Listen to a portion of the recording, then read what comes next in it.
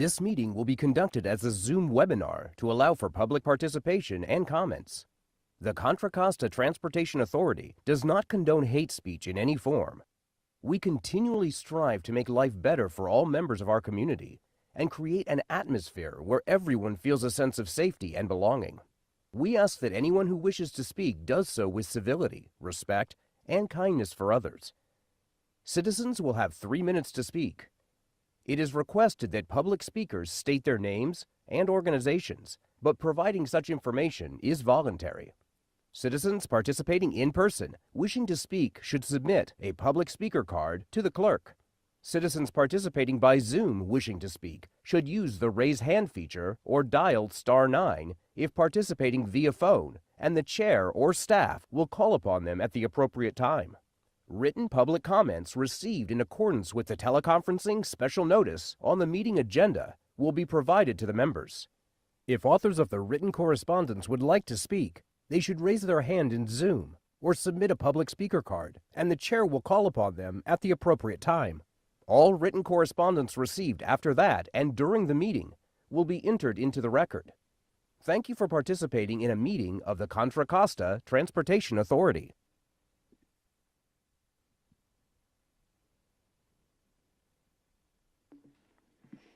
Commissioner Armstrong, Here. Commissioner Arnrich, Here. Commissioner Bernal, Here. Commissioner Burgess, Here. Commissioner Carlson, Here. Commissioner Kelly, Here. Commissioner / Representative Nowak, Here. Commissioner Obringer, Here. Commissioner Xavier, Here. Vice Chair G, Here. Chair Meadows, Here. Representative Anderson. It's virtual. Here. Representative Foley is absent. Representative Worth. Here. Okay, we do have a quorum. Thank you.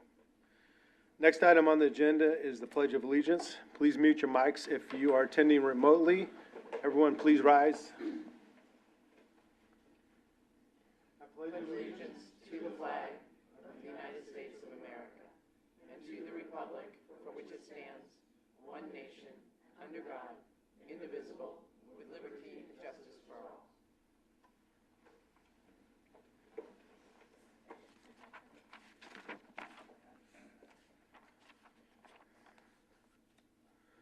Next item on the agenda is public comment.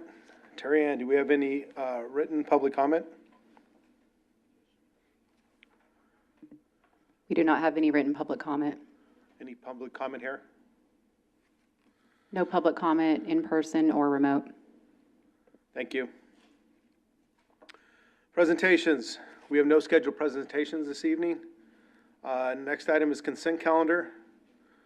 We'll now move to the next item, consent calendar. Are there any changes or comments from the authority board? Chair, sorry, never mind. Does anyone want to pull an item? Is there anyone wishing to speak on the consent calendar? We have no public comment. No comments here? But we did receive 3 written public comments from Brian Swanson on consent calendar item 6C. And they were provided to the board. All right, thank you. I would move the consent calendar as presented. I'll second that. We have first and second. Roll call vote.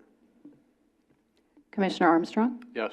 Commissioner Arnrich, Yes. Commissioner Bernal, Yes. Commissioner Burgess, Yes. Commissioner Carlson, Yes. Commissioner Kelly, Yes. Commissioner Nowak, Yes. Commissioner Obringer, Yes. Commissioner Xavier, Aye. Vice Chair G, Aye. Chair Meadows. Aye. Motion passes unanimously. Next item is the regular calendar.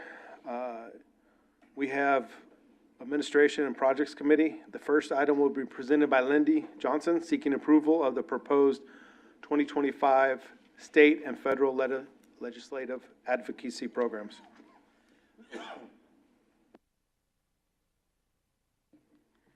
Thank you. I was slightly distracted by the very sweet angelic voices right outside the window.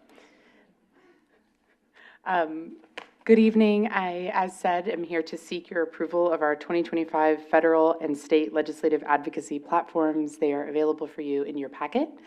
These are high-level, somewhat like guidelines of different priorities for the authority both at the state and federal level.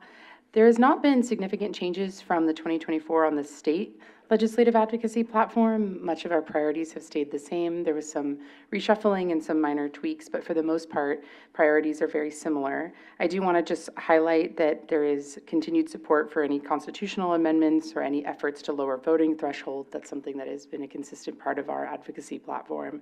And that we do have something here about pursuing legislation to renew our authority to authorize use taxes. It's something that has also generally been here for some time, but I did want to just ensure, in case anyone was wondering, that that is part of it.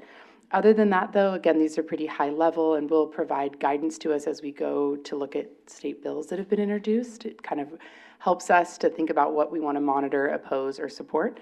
We do anticipate bringing forward at least a first round of bills to you all in April, so this will help to shape what we'll bring forward. The federal legislative advocacy platform has changed in part because we recognize the current administration and some of their priorities and wanted to be responsive to that as we developed this platform. For example, our highest level priority is to protect funding opportunities and to maximize CCTA visibility, in part because we have a lot of new members of the administration and the Department of Transportation, and we feel like it's important for one of our priorities this year to really just be about visibility and exposure. That being said, we did continue to prioritize improving accessibility, encouraging regulatory reform, and preserving the use of local sales tax dollars to fund local improvements. Those have consistently been part of our federal advocacy agenda. Both the state and federal advocacy platforms do emphasize support for workforce development, which is aligned with some of the work in the Gomentum Innovation Alliance I will be speaking to you all about later this evening. With that, I certainly welcome questions and discussion and seek your approval for the state and federal advocacy platforms. Thank you, Lindy. Are there any comments or questions?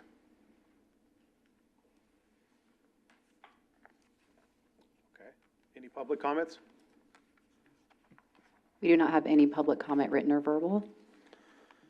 Okay, thank you. I'll move the item. Sorry. Go ahead. I'll make the motion to approve that item. Is there a second? Second. Terry Ann, could you call roll, please? Commissioner Armstrong, Yes. Commissioner Arnrich, Yes. Commissioner Bernal, Yes. Commissioner Burgess, Yes. Commissioner Carlson, Yes. Commissioner Kelly, Yes. Commissioner Nowak, Yes. Commissioner Obringer, Yes. Commissioner Xavier, Aye. Vice Chair G, Yes. Chair Meadows. Yes. Motion passes unanimously. Thank you, Terry Ann. Thank you, Chair and Commissioners. Next item is an action item to be presented by Brian Keller, seeking approval of the fiscal year 2024 mid-year budget for the Authority and Congestion Management Agency.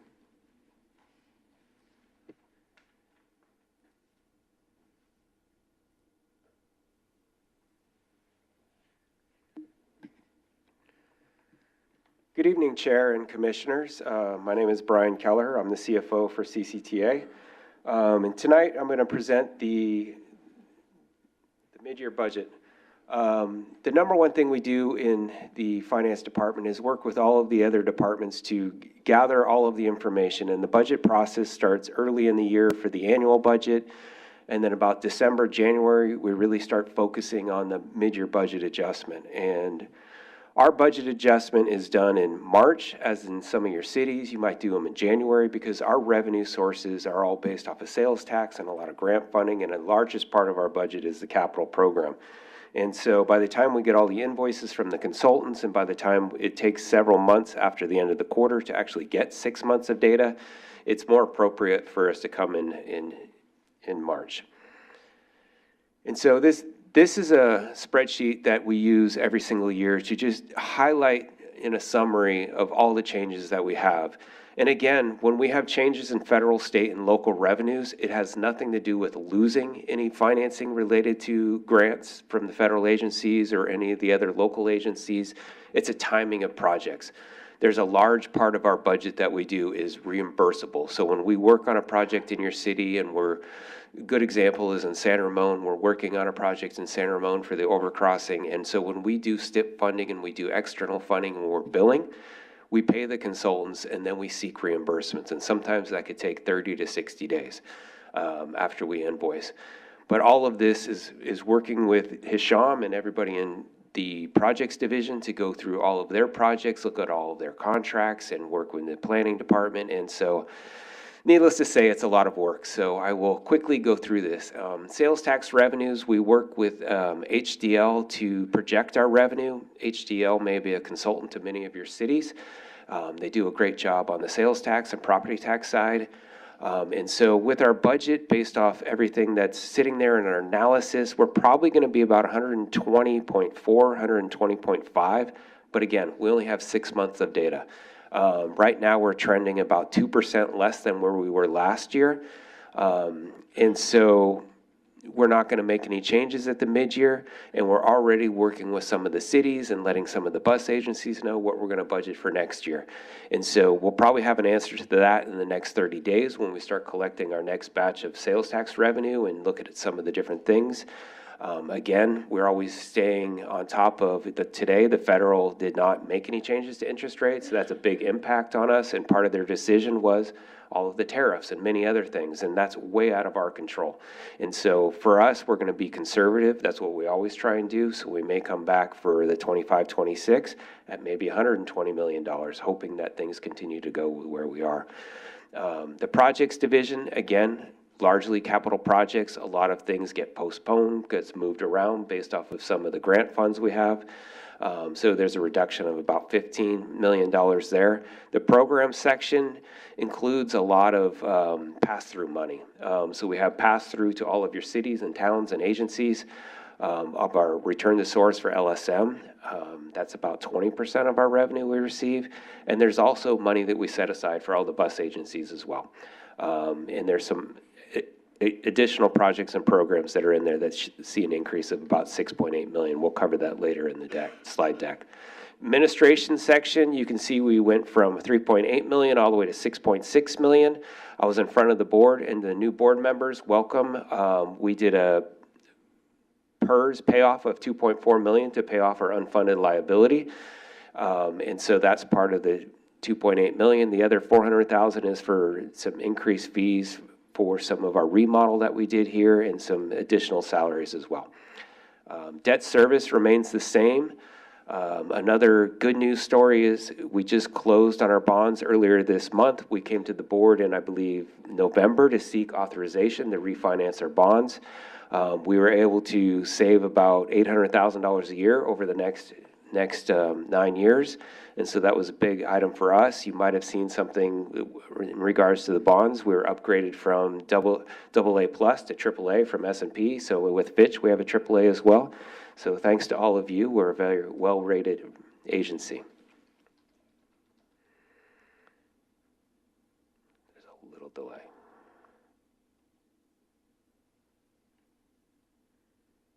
There we go. Again, this is sales tax. This just goes back. We try and show historically because our bread and butter and everything that we do revolves around sales tax. And so as we look back to 2022, 2023, as we were coming through the pandemic, interest rates were much lower. People were spending more money. People were buying cars. There was a holdup of people buying cars. That was a large percentage of the money we got in that particular year. And you can see that the trend is kind of, we're about the same. And what makes Contra Costa County, as you already know, different from all of the agency or all the other counties around us is we're kind of a home base for all the travelers. A lot of people go outside of the county and work. So we bring all those high-paying jobs back and the money back to Contra Costa, and our buying sources remains high. And so with that, we're allowed to collect more money and deliver more projects for you. And so as we look to year to date, we're about $61 million, which is about halfway. And as you know, the fourth quarter in the calendar year, which is considered the holiday season, people spend a lot more money, gas prices seem to increase. And so we're above the 50% mark for the year-to-date budget. Capital projects funding on grants. Again, I want to emphasize that we have not lost any funding. We have RM3 funds of about 1.3 million. We're adjusting them based off of some project changes. That's increasing about 1.8 million. The federal money is decreasing about 6.9. Again, it's timing on projects. STIP money, timing of projects on the 5.7 million there. ECRFA is really small. State and other funding, we have some ECRFA money for some other projects and programs that we're working on. In addition to the capital projects program, the planning and CMA funding comes from external funds as well. So about 1.1 million comes from the federal money for salaries and other projects and federalized contracts that we work. We also have an additional 1.4 million coming from countywide smart signals in the projects we're working on there. We also have state planning and programming and monitoring that pays the salaries for some of our staffs that are working on some plans and delivery of projects. And then we also have the contributions from agencies for local street data. We have a subscription to streetlight data. We're billing all the cities opt-in, and we're collecting about $191,000 on that. The CCTA cost is about $286,000 on that side. And then on the other side, the CMA function for CCTA, when we go out and we set a budget, we say we're going to collect X amount of dollars. We have external federal funds, and when we work on programs and other things that are 100% county-wide, we take the net difference and then we bill all the cities based off of population and percentages there. And so our budget remains about $687,000 for the year. What may happen is we may not deliver and have all the contracts in there, and it might be much less. And if it goes above, CCTA has always left it at 687 because you guys are budgeting for a certain fixed fee, and we use other planning funds, Measure J funds, to make up the difference. Additional fees that we receive, motor vehicle registration fees, TFCA is about 1.6 million. Again, the Iron Horse Trail overcrossing, we have budgeted about 5.3 million in STIP.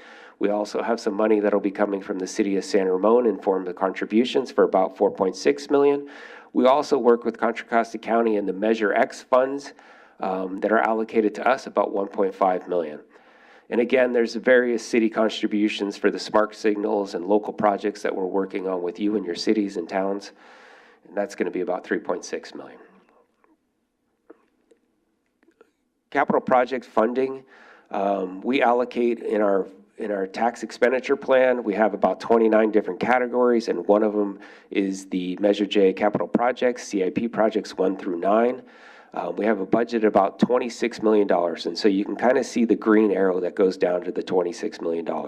And on the prior page, we talked about external funding sources, and in the columns that go from left to right, you can see RM3 funding, federal funding, TCEP, and other funding, and these are the individual projects and the money that's going to go into those individual projects.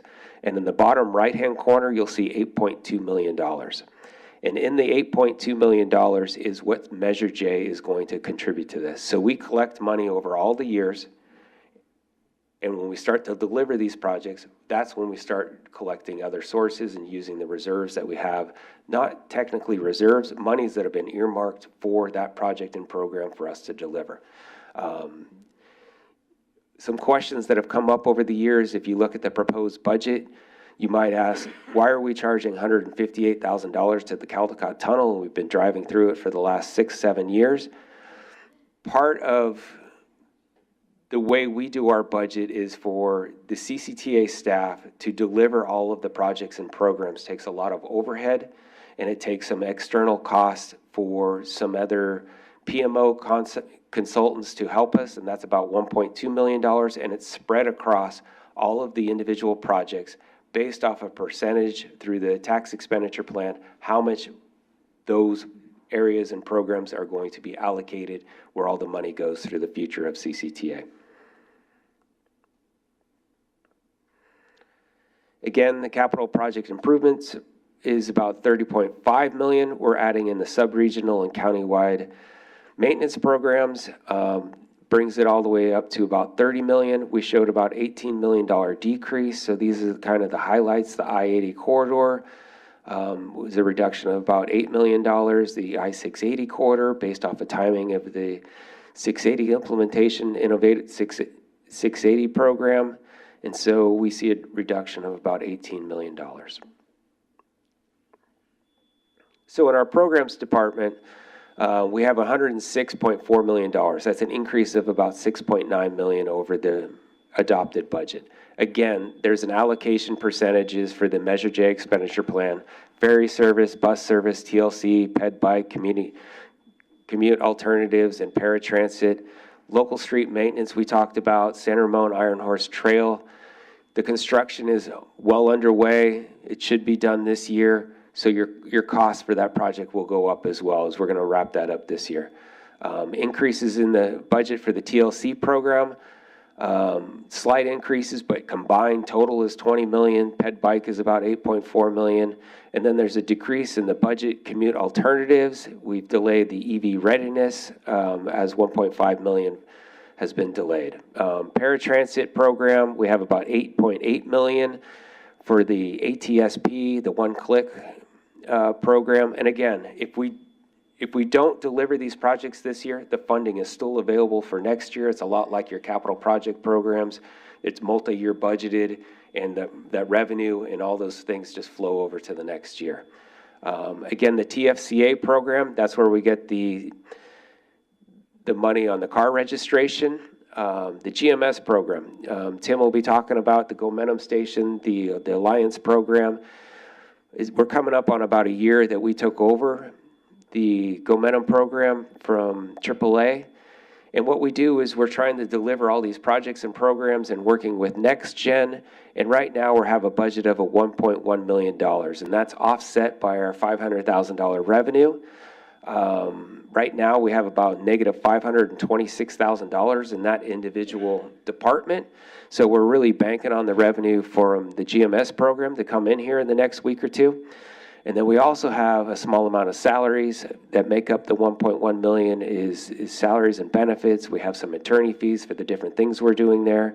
We also have some fees related to consultant agreements that we have to help monitor the Gomentum Station. We have a $550 task order for AMG. We have about a $600,000 workforce development task order in there for about $600,000, website design, annual subscription with Holland Knight for some board membership there, and then we also have some money set aside for branding. And again, we've been working with internal staff to discuss this. We may not deliver all of this in this fiscal year. It may get pushed out to next year, depending on when we get the revenue. We might have to delay some of the things that we're doing, so we're working internally to make some adjustments as needed. The planning department, we've asked them to go and take a look at some of the projects and different things that they can postpone a little bit so we can bring down their budget just a little bit. So we brought it down about $1 million. The CMA function in the planning department works a lot on the regional planning task, about $412,000 in contracts allocated to that. The CTP is about $800,000. And again, the subscription to Streetlight Data is $477,000, but again, that's offset by some of the contributions we got from the local cities. VMT mitigation and Vision Zero implementations, $100,000. And then again, salaries and benefits for state planning and programming is about $578,000. So what's really nice about getting that funding is it kind of offsets our Measure J contribution to the staff members on that. On-call contracts awarded and budgeted, we have an earmark in there for about $1.4 million. Several contracts and studies are partially funded by grant revenues. Again, OBAG 3 studies, action plan budget, $1.5 million to offset grants. Administration, our budget is up to 4.3. And again, I took out the 2.4 out of that increase for the 402. In February, we did resolution 2505 to pay off $2.4 million. Salaries and benefits are 1.1 million based off of the new staff members and where we are with all of the job descriptions and different things like that. And we're at about 95% of the 1% limitation. Office expenses and equipment is up about 300,000.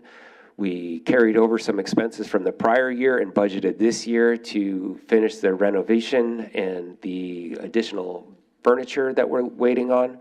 Professional services in our budget for this year is $894,000 for public outreach, social media, project management support. And again, our attorney fees are in there about $165,000. Debt service, again, it remains the same. Our principal payment and interest payments are twice a year in March and September. So there's no change in the budget for this year, but next year, we'll see a decrease of about $800,000.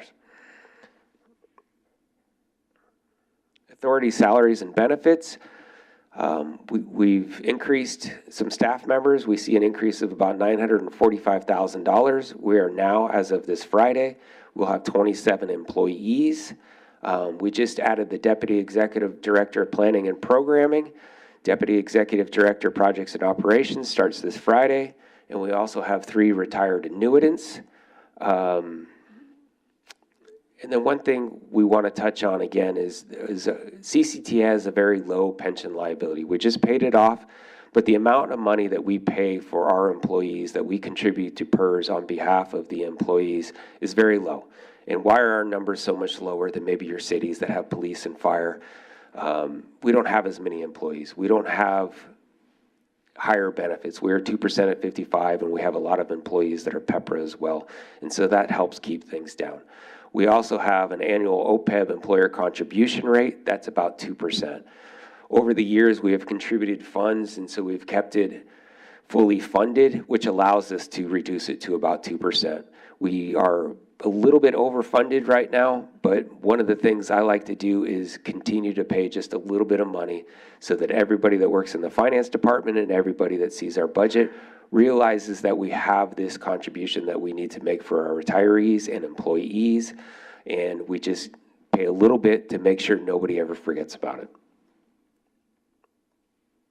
With that, staff seeks approval of Resolution 2438A, and I'm here to answer any questions you may have.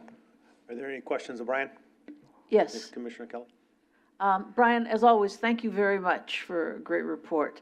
Going back to slide number 10, so you said that right now salaries and benefits are at 0.95%. We're just under that 1.0 limitation. You know, I went back and took a look, and last year at this time we were at 0.83, and the year before at 0.72. So does this give you concern? I mean, we're Yes. bumping up against Yes. I have the to say- 1.0 limitation. It just caught my eye, and you know, because Yeah, we've and always so talked about that. with the additional staff that we have, they're prorated for this fiscal year. Next fiscal year, you know, we'll have 100% staff here. Right.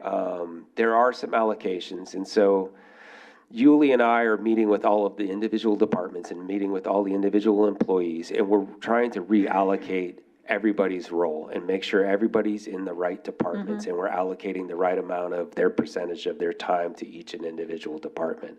And so it is the highest we've ever been. It is somewhat of a concern. But again, like our capital projects, over all of the years that we have saved money, we have approximately 1.1 million, I think, in saved in that one individual department. So if we run a little bit over for a small period of time, we can use the money that's been there before.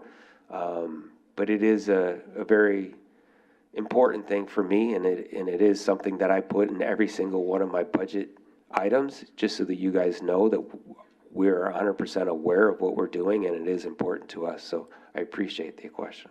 Great, great. I'm very thankful for that. And I'm also thankful that we paid off the CalPERS at 2.4, but that was of June 2023. Will we have any idea in the next year how much we're still going to be owing on pension liabilities? Or is it always kind of lagging?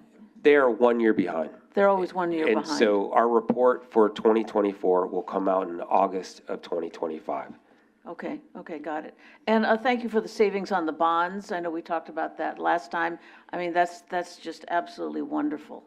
And then going back to slide number 8, I think it's 8, yeah. So on the GMS and Momentum program, so we have a budget here of 1.1 million. Now, have we received that 500,000 yet for this past 12 months? How does that work? They signed the agreement in April of 2024. Right. April is next month. And so they have a commitment of a minimum of $500,000 per year or 10% of their revenue, whichever is greater. I mean, whichever is. Okay, I understand. So we should be getting that in, say, April of this year. after about 12 months, I would imagine. Yes. Okay.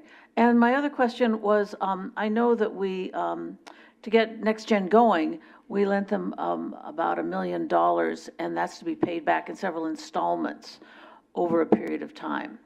Yes, per the agreement, Tim is here to jump in if I don't answer correctly. They've made two $75,000 payments Oh, towards good. that $1 million. We do charge them interest. We base it off of our LAIF rate, which is a rate that we all get in our cities. It's our liquid money. And so right now it's a little over 4%. And in their projections and in their budgets, they're scheduled to continue to make these payments. But I believe it needs to be paid off by 2032. Okay, so we've got a schedule for that. And that money goes into the fund exchange reserve? Yes, Is that it does. correct? So that was the fund that loaned out the money. Right. Per the agreement, and that's where all of the money and the interest earnings will go completely. Okay, great. Thank you. Commissioner Arnrich? Yeah, I was just going to add to a couple of things Chris said, that when we were at APC, that, you know, the $9 million savings was extraordinary. And really to thank Tim and Brian, because you're the ones that were the faces of our organization. And all the hard work we've done has really paid off. And it bodes well for the future, right? So if we go out to do a new measure, with the credit weighting we have, actually allows us to leverage higher because the cost of money is much cheaper. And I would just comment on the prepaying our PERS obligations. Remember, when you prepay it, they have to pay you interest based on their published rate. So it's arbitraging. And that's why when you look at on our OPED side, we were fully funded, we're actually overfunded. So we won't be making contributions to that.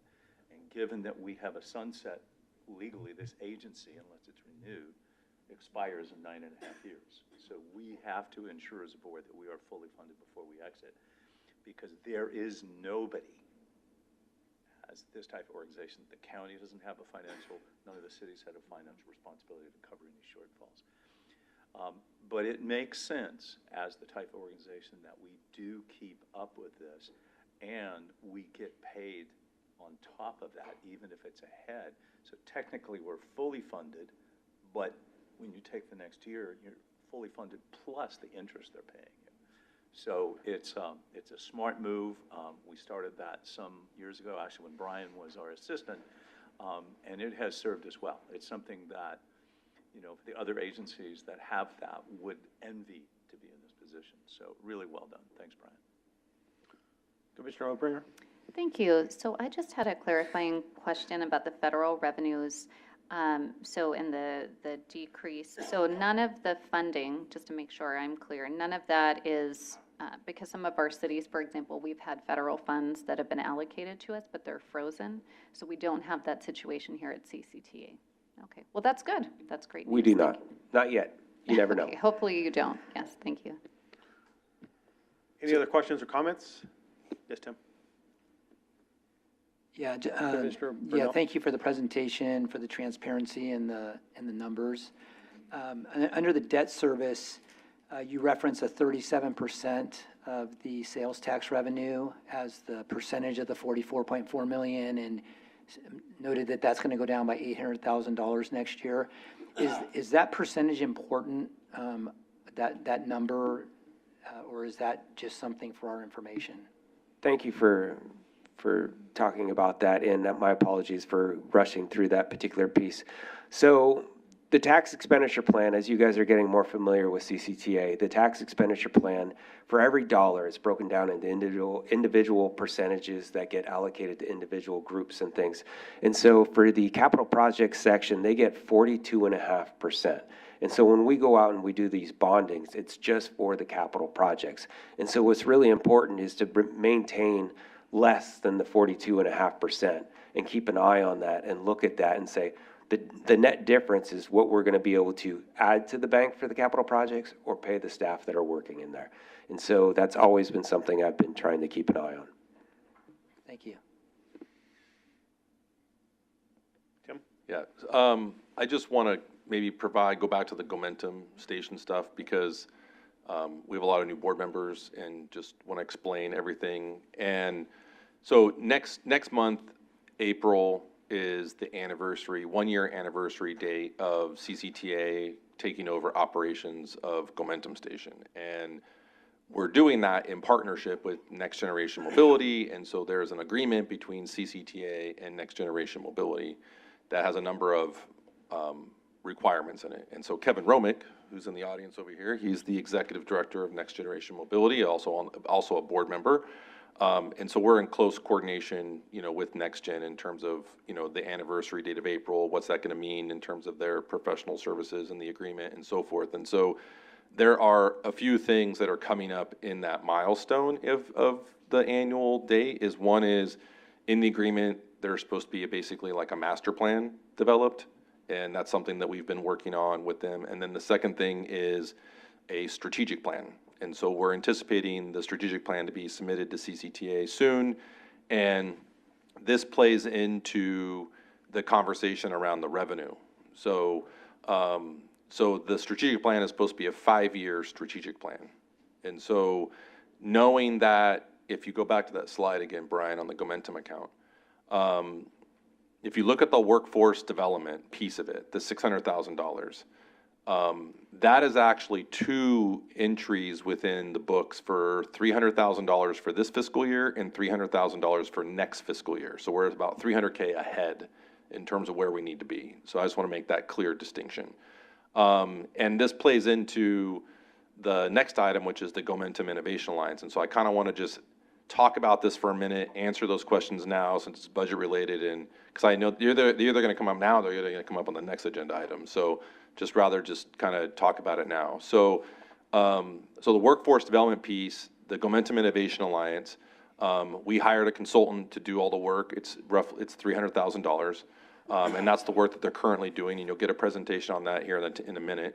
And then in order to keep the Gomentum Innovation Alliance going and moving forward, we're probably anticipating $300,000 to $500,000 to kind of keep moving that forward.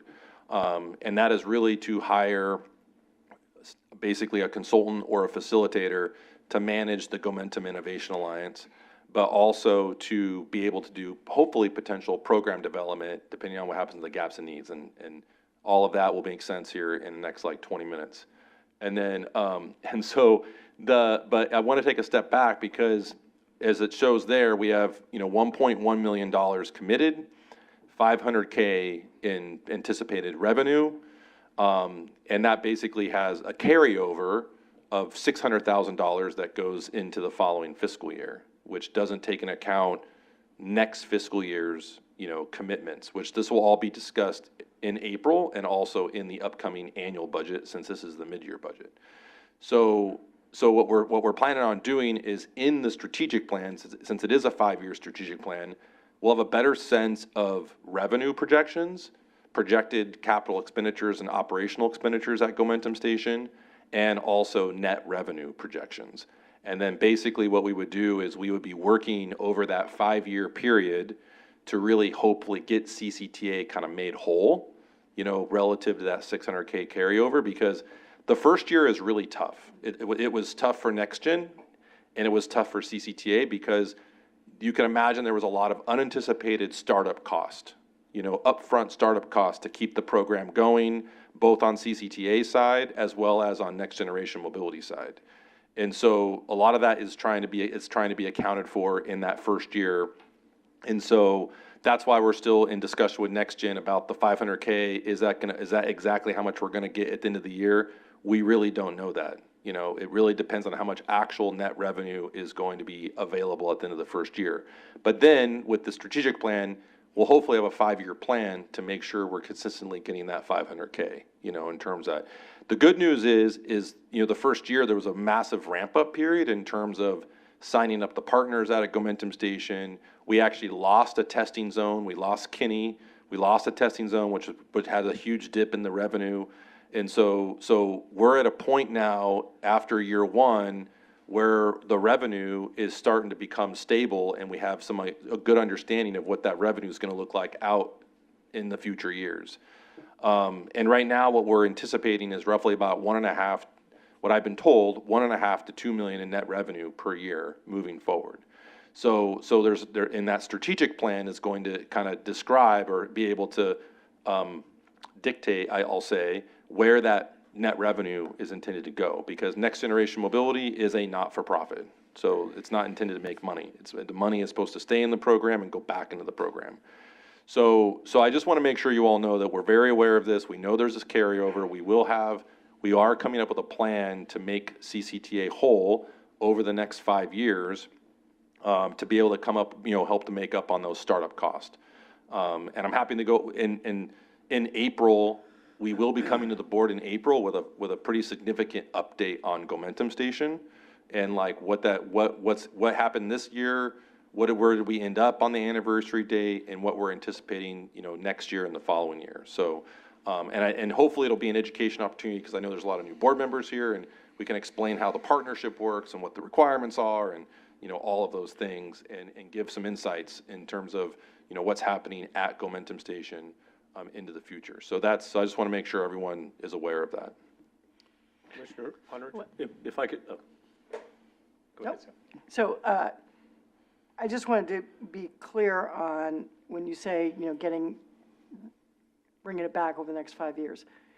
It is not part of the note obligation. You're just saying that anticipated revenues will be high enough at the 10% that we're going to recoup sort of the losses from the earlier years. So this is not an obligation, a documented obligation like a loan. This is just anticipated revenues coming back. So I just want to make that. Yeah, it has nothing to do with the loan. But it is documented, that's what I was going to say. No, what So, part is documented as a loan? $500,000 minimum per year. Right. Separate from the million plus that we loaned them. That has a standalone agreement. The other thing is we all have to remember, particularly for new folks. Did you have something else? So that's not exactly, so 500,000, but we are spending 1.1, so that's a loss of 600,000. And so that is not in a documented loan, that is a net loss. And so I'm saying, are you making up more revenue in future years to offset the $600,000 loss for this year? That is not a documented loan.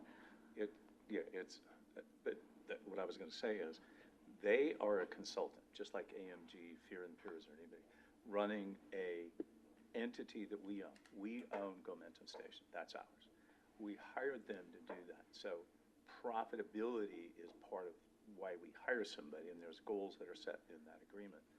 So while we spent that, we're not spending every year that kind of money on it. That was to help. So over time, it will take paying back the loan plus that, it'll take about 3 years if revenue stays the same. If it increases, it goes faster. Yeah, I would say, so in the professional agreement, so there's 2 line items in there. One is the $500K or 10%. Right. And then in the agreement, it dictates that there is the ability to basically request more reimbursement for expenses above and beyond the $500K. So that's in the agreement. Is that getting tracked and documented? So then the strategic plan is what's going to document all of that. So the strategic plan will show the net loss, if there is one, and then we'll document year after year for the next 5 years in terms of, how that carryover. So what the strategic plan will do is very similar to the strategic plan we have for Measure J. It'll basically have, these are the potential revenues, these are the potential expenses, and then this is the net revenue. And ideally, what we're going to do in the strategic plan is actually do a zero-sum budget. Right. And basically add the line items in there to say, okay, CCTA, X amount of money, to basically bring that down to zero. And so there's a zero-sum budget, and then ideally what we're doing is we're able to identify each year how much funding is coming back to CCTA above and beyond the minimum 500K requirement. And that's where it'll be documented. That's where the offset is. Yeah, so that's where. I wanted to be clear that that's not a loan, that is. It's not a loan. It is increased revenues and increased payment to CCTA because of the 10% number or the request for reimbursement that's bringing it back. It's not a loan document. So I just wanted to be clear about that. And so there's 3 elements to this. There's the 500K, which comes back to CCTA. There's the loan, which is documented, right? And then there's this like above and beyond, additional above and beyond the 500K. That additional above and beyond the 500K, my anticipation is we're lining that out in the strategic plan and documenting that in the strategic plan. And then in the agreement, one of the things that, one of the things that we need to do in April is we do have a Gomentum Station ad hoc committee. The ad hoc committee is made up by Sue, Newell, and Federal Glover. Federal Glover is no longer on the board. So one of the things we will do in April is basically appoint additional members to the Gomentum Station ad hoc committee.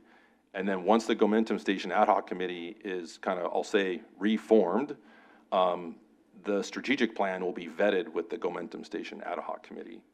And that's actually dictated in the agreement. It says specifically, it says in the strategic plan will be reviewed by the executive director and or the Gomentum Station ad hoc committee. So, so all of that is dictated in the agreement. So, so once NextGen submits the strategic plan, we'll go through and review, that with staff as well as the Gomentum Station, and then come to agreement on the strategic plan over the next 5 years in terms of what's going to happen to, the net revenues. Now, keep in mind, though, we are running a business, and we also have customers, and so those customers also have needs, and so we also need to make sure that we're meeting the needs of our customers, and so, which does require some investment back into the program and not necessarily, coming back to CCTA. And so there's going to be a balance. There's going to be a kind of a push and a pull a little bit here. And I think that's why it's good to look at the horizon period of like 5 years to see how we can balance all of this as we're looking into how we're running Gomentum Station. So, does that make sense? It does. It's just something that I think we need to keep the board apprised of, because while you talk about capital investments, we need to make sure at some point that we are running even at a minimum and have been reimbursed for the losses, because that's what this is meant to do. So I just want to make that sort of public statement. Agreed. Semantics, but. It's not, but that's all right. Yeah. Our goal here is to keep everyone informed, every step of the way. We did a Gomentum update, 6 month Gomentum update in October. So I want to do a thorough update in April, and then we probably will do another update in October.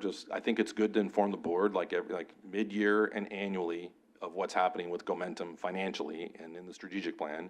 And that way we're keeping track of all of this stuff and strategically keeping track of it, because this carryover, this 600K carryover, it does concern Brian and it concerns me. But we do have cash flow, right? And so we're able to deal with it in our cash flow. And so the anticipation is that, to your point, Commissioner Nowak, is that we're made whole and even at a certain time in the future. Right. And before it gets, before it strains our cash flow too much. And I think that's the important piece, is that's right. Timing on when we put money out for capital investment versus money coming back in. We have to be very careful that it's not draining our cash flow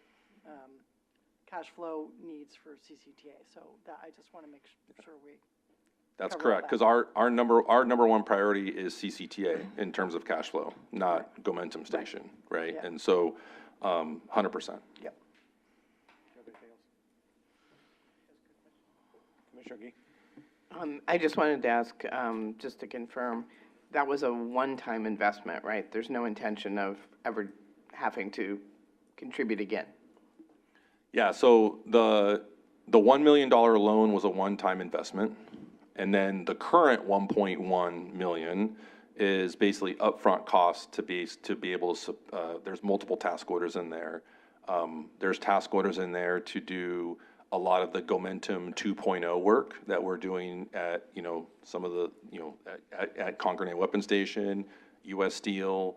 Now we're also talking to, I was adding my ED report, but we're talking to UC Berkeley about expanding Gomentum Station to Richmond Field Station. So there is because we are the owner, there is some investment in terms of what we want to do with the facility and where we want to go with the facility. So there's task orders in there relative to that. And IDIATA, the company from Spain, is helping us do a lot of that design work and planning work. So there's that's a one-time kind of investment, in terms of what we're doing with the plan. And then there's also task orders in there for the Gomentum Innovation Alliance. There's task orders in there for Fenmore and Wendell to help us with legal counsel. There's task orders in there for AMG to be able to support the innovation program. So there's multiple task orders. So the idea is there will be like, you know, essentially there was a high uptick, and then now we have an understanding of like what that burn rate's going to be over time, and then now we just got to adjust relative to the revenues and the expenses to be able to get, you know, bring the 2 points together basically at some future time. Any other questions or comments? Yeah, one question. So you had mentioned $1.5 million in revenue in years ahead, correct? How speculative is that? I mean, what's the basis for that estimate? So that's a good question. So basically what that is it's based on current rates and current partnerships. So as long as those partners stay involved and engaged in the program, we do build a little bit of like contingency in that. So as long as we have contingency, then, you know, we're anticipating that revenue over time. And knowing, you know, working with AAA over the last 5 years, I mean, the revenue was continuing to go up. You know, it was never going down. There's more market demand than what we have for the facility. So we're continuing to sign up partners. We're continuing, you know, to manage the revenue and the partner, and that's what NextGen does. That's what Kevin does, you know, works with the partners and making sure they get what they need out there. But yeah, I mean, I think we have essentially, you know, 3 premier partners, you know, that are very happy, that have no intentions of leaving. They use the facility, love the facility. And as long as those 3 premier partners stay engaged, we should be fine. You know, I will say about 75% of our revenue is coming from those 3 premier partners. Yeah. That's net revenue. Yeah. Yeah. Any other questions or comments? Terry Ann, are there any public comments? We have no public comment, written or verbal. Thank you. Do we have a motion? I'd move item 8B for a mid-year budget authority as presented tonight. I second that motion. Terry Ann, could you call roll, please? Commissioner Armstrong? Yes. Commissioner Arnrich? Yes. Commissioner Bernal? Yes. Commissioner Burgess? Yes. Commissioner Carlson? Yes. Commissioner Kelly? Yes. Commissioner Nowak? Yes? Commissioner Obringer? Yes. Commissioner Xavier? Hi. Vice Chair G? Yes. Chair Meadows? Yes. Motion passes unanimously. Thank you. Thank you, Brian. The next item is an informational item to be presented by Lindy Johnson to provide an update on the Gomentum Innovation Alliance. Is there more to present than you just did, Tim?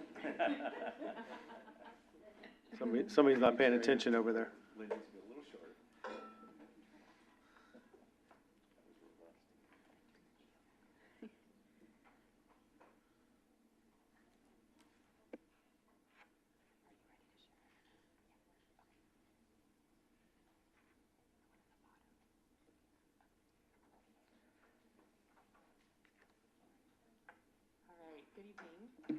Hello, good evening.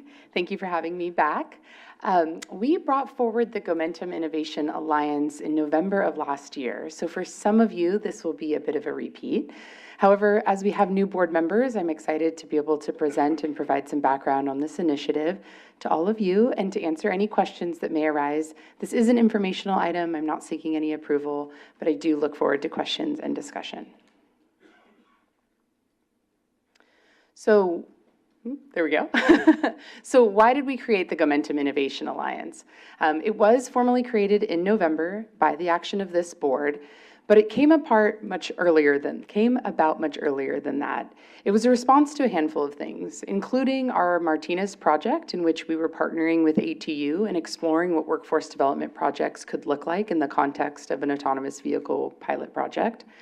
Also in the context of bills that were coming forward, often referred to as driver-in bills, that would require drivers to be in autonomous vehicles, whether those were pilot projects, freight, cars, whatever it may be, there was a handful of different bills, some of which were vetoed. A specific one that was vetoed included a call from the governor to do workforce development work. And we were a bit inspired by that as an agency, recognizing that we were also seeing some need for those conversations, and really interacted with the state quite frequently about how they were going to kind of react to that call from the governor and kind of what their proposals and actions were going to be. They definitely had a lot of conversations, but they were not in the place to be forming any kind of formal group where we could be involved or provide voice or learn from others who were interested. At the same time, we had done a scan of the nation to sort of understand what workforce development projects looked like throughout the country and found that there was a lack of them on the West Coast. And so the combination of all of that really ignited a conversation about what Contra Costa Transportation Authority could do and how we could be of service in trying to understand opportunities in the workforce development space, especially as it related to the many different mobility technology spaces we are interested in. Certainly a lot of this related to autonomous vehicles and our project in Martinez, but it expanded beyond that in conversation. You see that those two priorities on the screen. The Gomentum Innovation Alliance certainly seeks a better understanding of workforce needs. It also seeks a coordinated approach to workforce development, including building partnerships directly with labor. I often say when I'm talking about the Gomentum Innovation Alliance that a lot of it is about being proactive and not reactive, and being part of a conversation that will hopefully bring us forward into more economic development, more workforce development opportunities, as opposed to reacting to changing technology and having to figure out how we're going to have a workforce that can manage that change and shift. So mobility is the movement of goods and people, or people and goods. And when we talk about mobility technology, we're talking about both. How are we going to move people, and are people going to move themselves, but also how are we going to move goods? The Gomentum Innovation Alliance really looks at 5 technology spaces: automation, connectivity, digitization, electrification, and systems. I should say that the electrification in particular has been a really interesting conversation, including with our transit operators, who have suggested that maybe we look at fueling as a whole, especially where there's a lot of conversations around hydrogen. We've been really open to that and are really engaged in those conversations through the gaps and needs assessment, which you'll hear a little bit more about later in my presentation. I also really have to thank Danielle for helping me say digitization instead of digitalization. So the Gomentum Innovation Alliance is an umbrella term for 2 organizations, the Regional Workforce Council and the Strategic Advisory Board. Thank you so much to this board who really helped us to flesh that out in November as we were forming this. The Regional Workforce Council is really interested in program implementation and program development. This is really where the work is being done. The idea is to bring local leaders who are really knowledgeable in the academic and workforce development spaces, as well as industry partners, together with labor and us as the Transportation Authority, to talk about what kind of program implementation would be needed and what program development could look like. We have already had our first what we called an informational session of the Regional Workforce Council, and I'll talk a little bit more about that later in this presentation. The second part is a strategic advisory board. The idea is that this strategic advisory board would meet approximately twice a year and really provide high-level guidance to the Regional Workforce Council on things like policy, funding, also understanding scalability, right? How do we take with the work that we're doing at the Regional Workforce Council and think about what it could mean for the whole state or perhaps even the whole West Coast, recognizing again that we did that scan and saw a lack of program development being done in that part of the nation. So the Gomentum Innovation Regional Workforce Council, as I said, had their first informational session. That's what that little picture on the bottom of the screen is. And I actually chose that picture, even though it's not one in which everyone is smiling at the camera, because it speaks to some of the membership that we had identified in November. So that's April Treese of Barrie Leeds, Bill Churchill of County Connection, and Beth Arman, who is from DVC and part of 4CD. So it was great to have them on board. We actually had really good attendance at our first informational session. There was 17 folks, not including the wonderful consultants at Plum Catalyst and us here at CCTA. And the idea of the Regional Workforce Council is that they will invest in the Bay Area region and help get programs created and implemented. They also will be talking about funding and financial resources and what would be needed to get program development not just started, but sustainably part of our academic education or apprenticeship systems. I will also just say, in November, one of the requests was that I come back and talk a little bit about who will be on the Gomentum Innovation Alliance Regional Workforce Council. And most of the folks who were in this slide have expressed at least preliminary interest, if not full commitment. So the Workforce Development Board of Contra Costa County has committed and will be part. The Community College District has committed and will be a part. Bay Area Leads. Labor through ATU has committed and will take part, which is really great. We also have commitment from UC Berkeley to partake. And then Waymo was part of our informational session and is contributing a lot to this. And we should know in the next week or two whether they're able to officially commit. So this was our informational session. I said 17, I apologize. We had 16 attendees. This is a little bit of a taste of what we did during that day. It was an hour-and-a-half session, and then we concluded with lunch and networking, which was great. It also provided us the opportunity to ask this group some really great questions. And real quick, before I go to the next slide, I do just want to mention we have a website now for the Innovation Alliance. So if you do want to provide any information to someone or you're looking for some information yourself, please visit gomentum.org, which is Gomentum's website, and then /innovation/alliance. So during the Regional Workforce Council informational session, we asked a lot of the participants questions in hopes of kind of gauging whether we were on the right track as we were starting to think about the goals and priorities of this council. We also asked who was in the room. So you get a sense from this first pie chart of who was in the room. We had education, private sector, public sector, and also nonprofit or non-government folks. And as I mentioned, labor has committed to being part of this via ATU. Thank you to ATU. Unfortunately, they were not able to make the informational session due to scheduling issues, but they will be at our official launch, which is at the Redefining Mobility Summit. We also asked about what mobility technologies they were most excited about. It was not all that surprising to hear connected infrastructure and automation and autonomous vehicles, connectivity. But I will say I was surprised when we got really more down into folks being able to give specific feedback, that there was a lot of critical thinking, communication, soft skills, right? These things also continue to come up. And then you can see in this last question I have up on the screen, what would you like to get out of the Regional Workforce Council? And it was really great to see a lot of overlap in how people were responding, right? People are really interested in expanded pathways. They're interested in collaborating. They want to come to the table to really identify what could be possible and then act on that, which is encouraging. We're in the right space, in the right room with the right people. To talk a little bit about the Strategic Advisory Board, which we hope to launch likely after the likely after the Redefining Mobility Summit, once we have a closer to final report on the gaps and needs.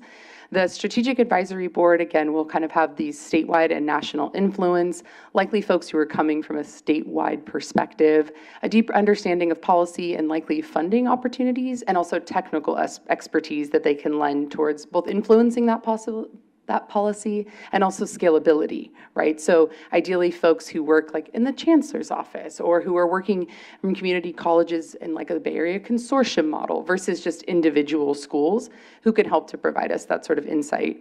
Also, ATU again has committed to being part of this from their international level. And so they'll be contributing to the conversation, thinking about how we could scale some of this even at the national and international levels.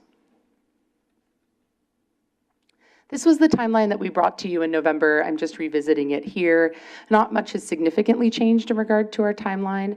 We do have here an initial goal to launch the Strategic Advisory Board at RMS, but as I just mentioned, we're evaluating doing it a little later when we'll have a closer to final report on the gaps and needs.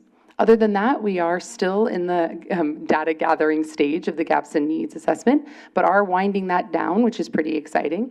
And in April, we'll be in that data synthesis and final reporting stage.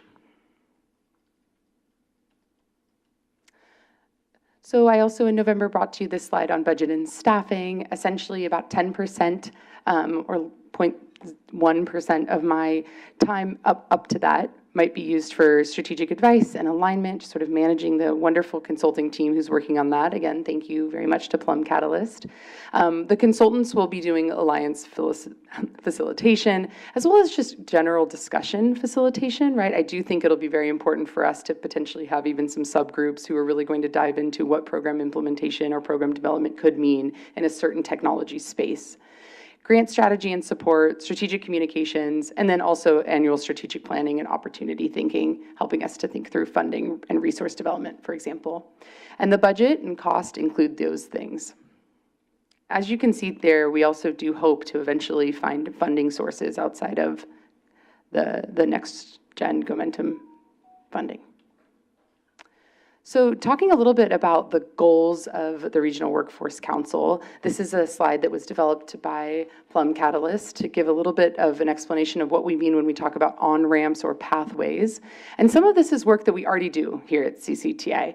The STEM education and being invested in workforce development is not brand new to us as an agency. We've done Girls Lead the Way, which exposes students to middle school girl students to STEM education opportunities.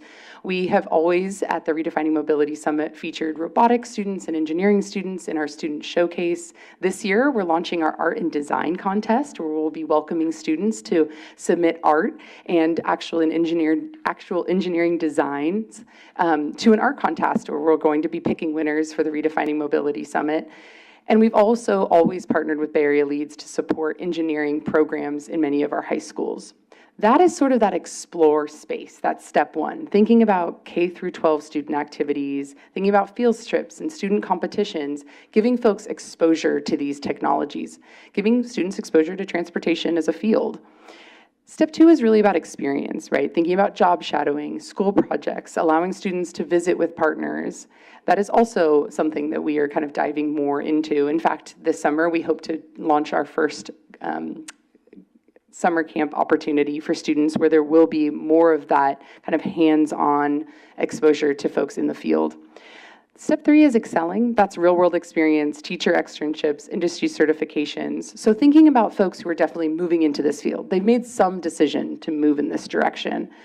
And step four is evolve. And evolve is really where we envision a lot of the Regional Workforce Council work to be, and really thinking about upskilling, reskilling, micro-credentialing, customized training program, and shared collaborative programming. Really thinking about folks who are sure they're either already in this field and they want to stay, or they're interested in this field and they definitely are looking for opportunities to deepen their knowledge and or to get direct work experience.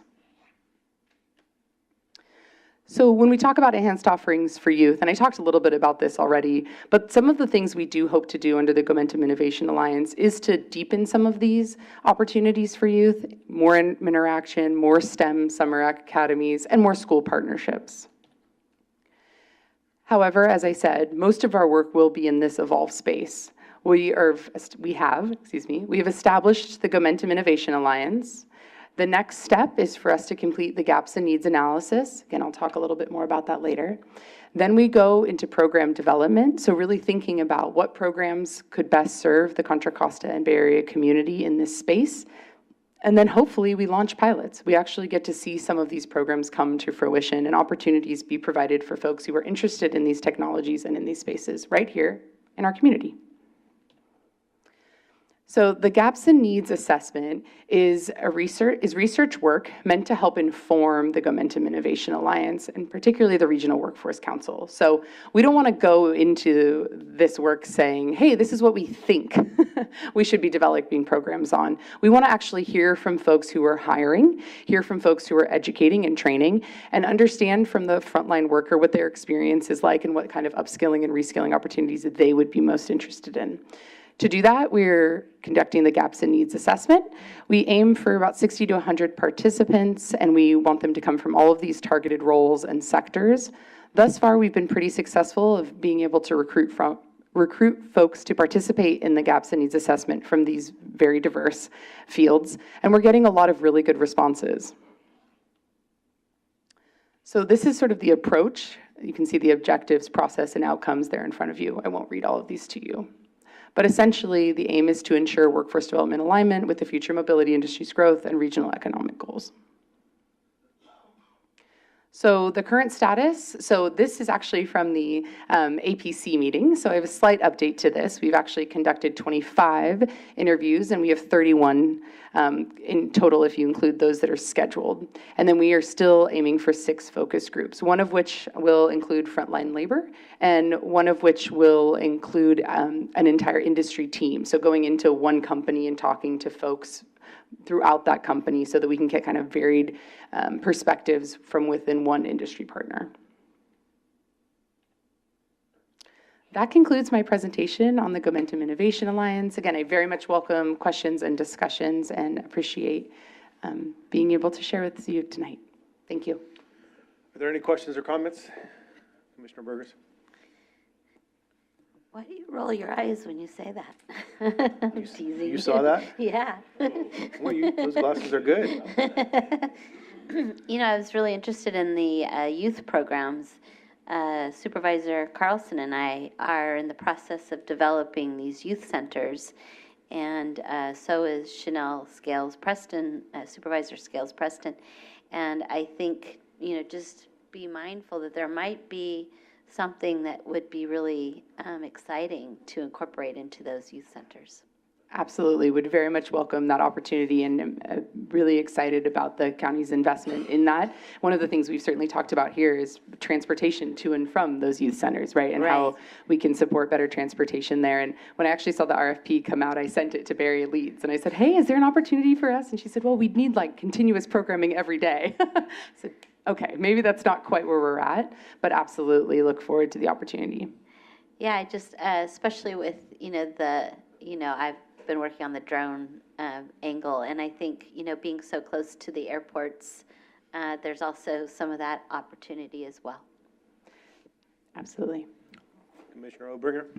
Thank you. So I heard you mention toward the end of your presentation, and I thank you, something about a focus group with labor and workforce. So could you tell me, so I heard ATUs included, but I didn't hear like the Central Labor Council or a specific trade. So I was just wondering who do you hope will participate in your labor focus groups? Yeah, it's a great question. So we've approached ATU about it. It seems likely that they will be open to participating, so bringing in other folks from the local ATU to sit in as a focus group. We've also approached the Transit Workforce Center, which does not directly represent labor, but is very deeply connected to their labor partners, about potentially doing a focus group with them who would bring in labor partners through the focus group. So we're sort of exploring different options, but the goal is that everyone in that focus group is a frontline worker, is currently working in primarily the transit space.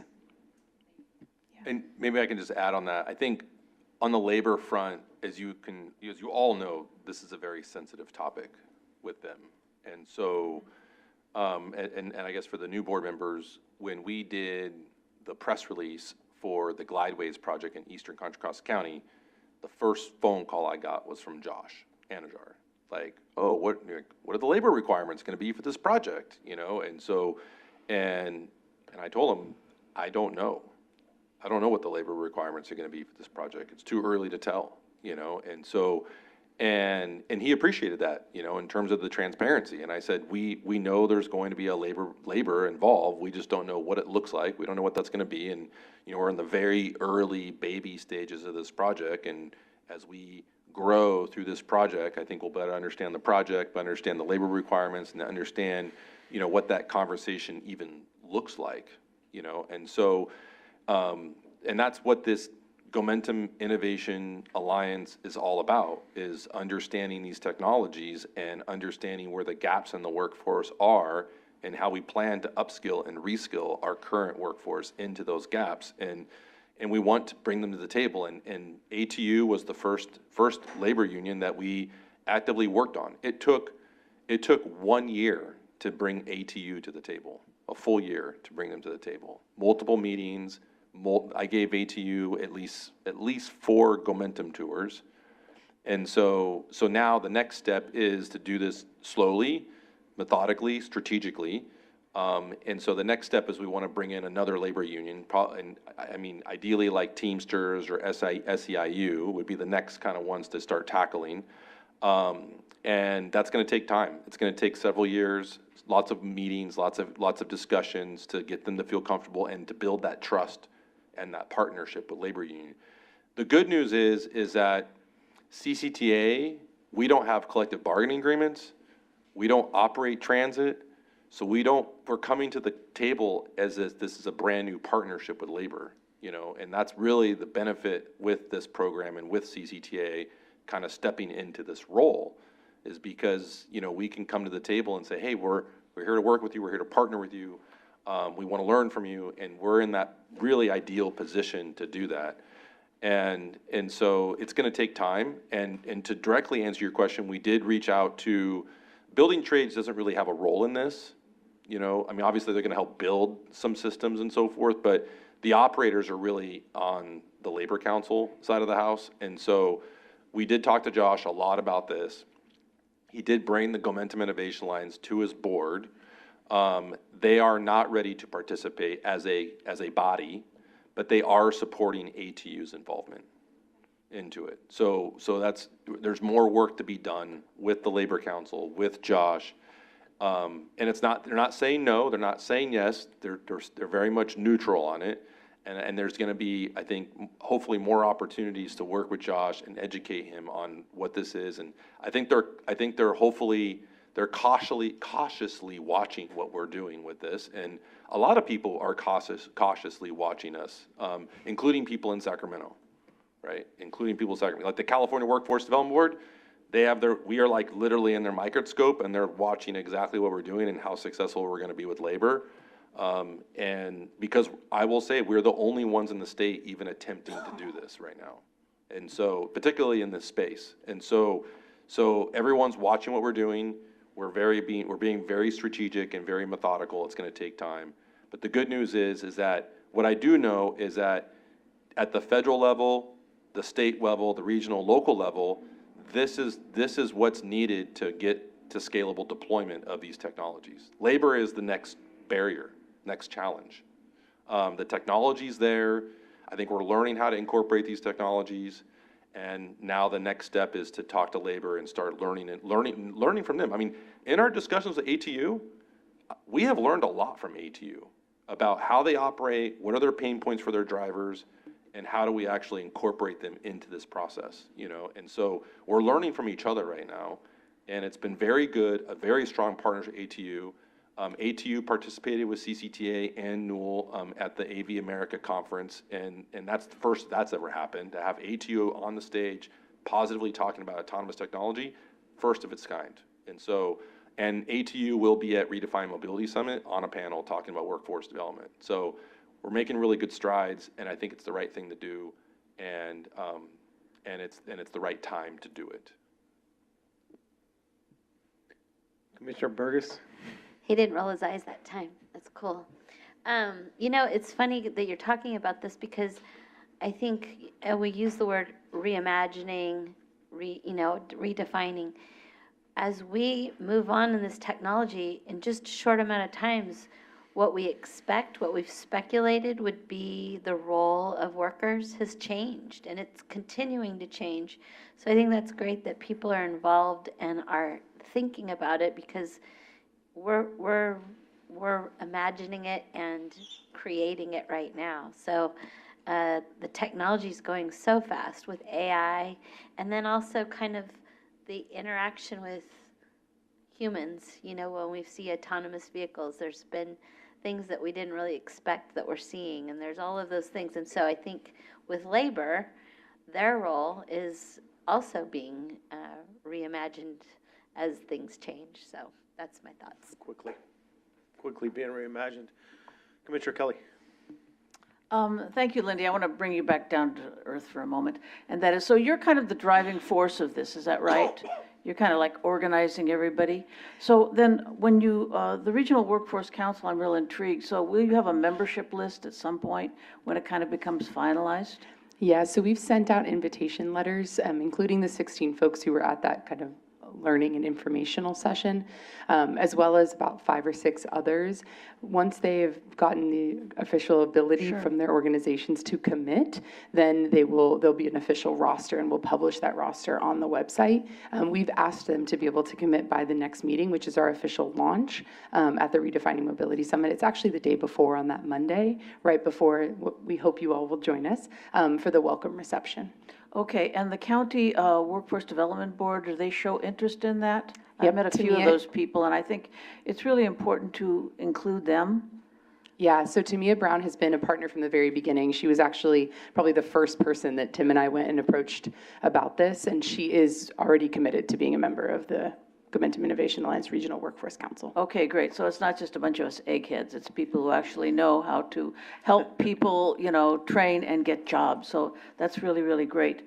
And I suppose at some point we'll see a more detailed budget and opportunities for funding and so forth.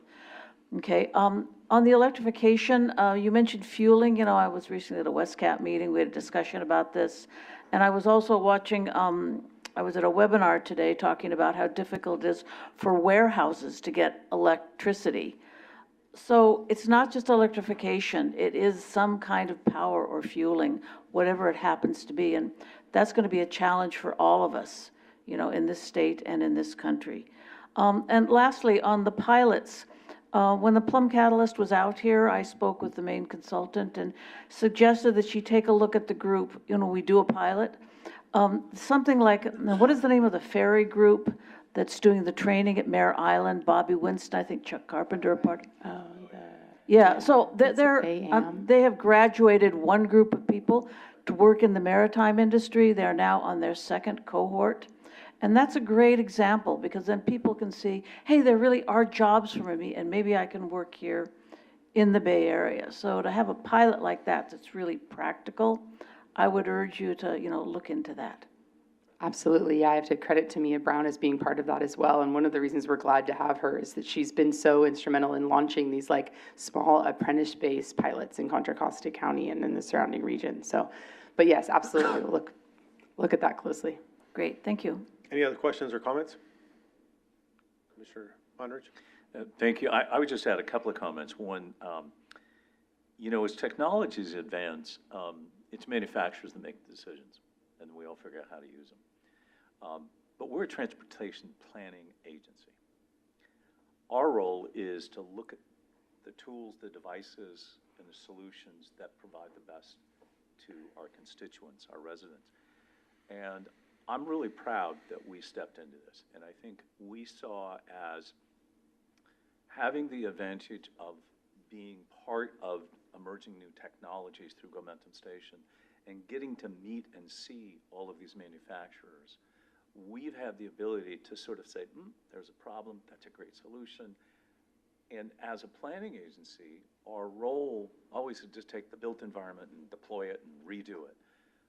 But as a transportation planning agency now, we're taking a role to solve all the things, right? Because otherwise, you deploy a technology, whoever that transit agent, they got to figure out how to go make labor agreements, how to invite labor to this. So I think this is why ATU, as far as we know, is still the only entity that they've agreed to work with. And as Tim said, their input's really valuable. When we did some launches, particularly at the Martinez, and talking to the ATU personnel that were there, you should have heard the things that they observed and the things. And so the manufacturer is there to listen to that. So I think it's a critical role, and it isn't just, is this extra time? This is part of our mission, is to solve transportation planning with the best and most cost-effective solutions to provide the biggest benefit to our constituents. So I think it's a role that other agencies should look at and be part of, but I'm proud that we are on that leading edge, and it's going to benefit our residents, I think, immensely. Any other questions or comments? Okay, thank you, Lindy. Is there any public comments? We have no public comment, written or verbal. Thank you. Next item is an action item to be presented by Terry Ann seeking approval to the exception of the 180-day California Employees Retirement System wait period for Ivan Ramirez to return as a retired annuitant to fill a critical need in the projects department. Good evening, Chair, Commissioners, and Representatives. Tonight, we are seeking approval of a resolution to waive the 180-day wait period for retired annuitant Ivan Ramirez to return to work due to a critical need in the projects department. Ivan retired on February 21st, and there's a critical need to reinstate him as a retired annuitant to ensure the continuity management and oversight of the authority's construction program. and to allow for succession planning through his expertise and knowledge of 12.5 years with the authority. His role expanded significantly over the years as he led the creation of an award-winning construction management program, implemented a digital construction management program, and the advancement of technology and alternative delivery methods. Ivan will be reinstated as extra help as the work exceeds that which can be handled by regular staff. This resolution, if adopted by the board, will waive the 180-day wait period. The attached employment agreement specifies that Ivan will be paid at a rate of $125 per hour, and the term is for 1 year through March 19th, 2025. He will not be provided with any other benefits. He will work under the limited capacity of 960 hours per fiscal year in accordance with CalPERS. CalPERS requires the board to adopt a resolution as a regular agenda item prior to the retired annuitant being reinstated. Staff seeks approval of Resolution 2509A, which will authorize an exemption to the 180-day CalPERS wait period for retired annuitant under Government Code Sections 7522.56 and 21224, authorizes staff to reinstate Ivan Ramirez as a retired annuitant prior to the 180-day wait period, and provides authorization to execute agreement number 721 with Ivan Ramirez at a rate of $125 per hour through March 19th, 2026 to fill a critical need in the projects department. That concludes my item. We'll take any questions that you may have. Are there any questions or comments from the board? I move that we accept this, and I'm thankful that Ivan, given he really did want to retire, that he'll come back to help us for this short period of time. I second. Are there any public comments? I have no public comment, written or verbal. Terry Ann, would you call roll, please? Commissioner Armstrong? Yes. Commissioner Arnrich? Yes. Commissioner Bernal? Yes. Commissioner Burgess? Yes. Commissioner Carlson? Yes, please. Commissioner Kelly? Yes. Commissioner Nowak? Yes. Commissioner Bringer? Yes. Commissioner Xavier? Aye. Vice Chair G? Yes. Chair Meadows? Yes. Motion passes unanimously. Thank you. Thank you, Terry Ann. The next item is an action item under the Planning Committee to be presented by Matt Kelly seeking approval to release a request for proposals for Phase 3 of the San Pablo Avenue Multimodal Corridor Project. Good evening. Excuse me. Thank you, Chair Meadows. Good evening, committee members. Matt Kelly, Principal Transportation Planner with the Authority. Terry Ann is getting me all set up here. And my camera is on. So I'm here to talk about the San Pablo Avenue Multimodal Corridor Project. The action tonight is actually is for approval to release a request for proposals to the consultant community, but because we have a lot of new members on the board tonight, we thought we'd give you a little background on the actual project. We did come to the board back in November ahead of a Regional Measure 3 allocation for the project and received direction at that time to issue an RFP to our on-call bench consultants. But since that time, we've decided that we should open it up to the larger consultant community because of the need for some kind of expertise on this project. And I'll give you a little context there as I move through this short presentation.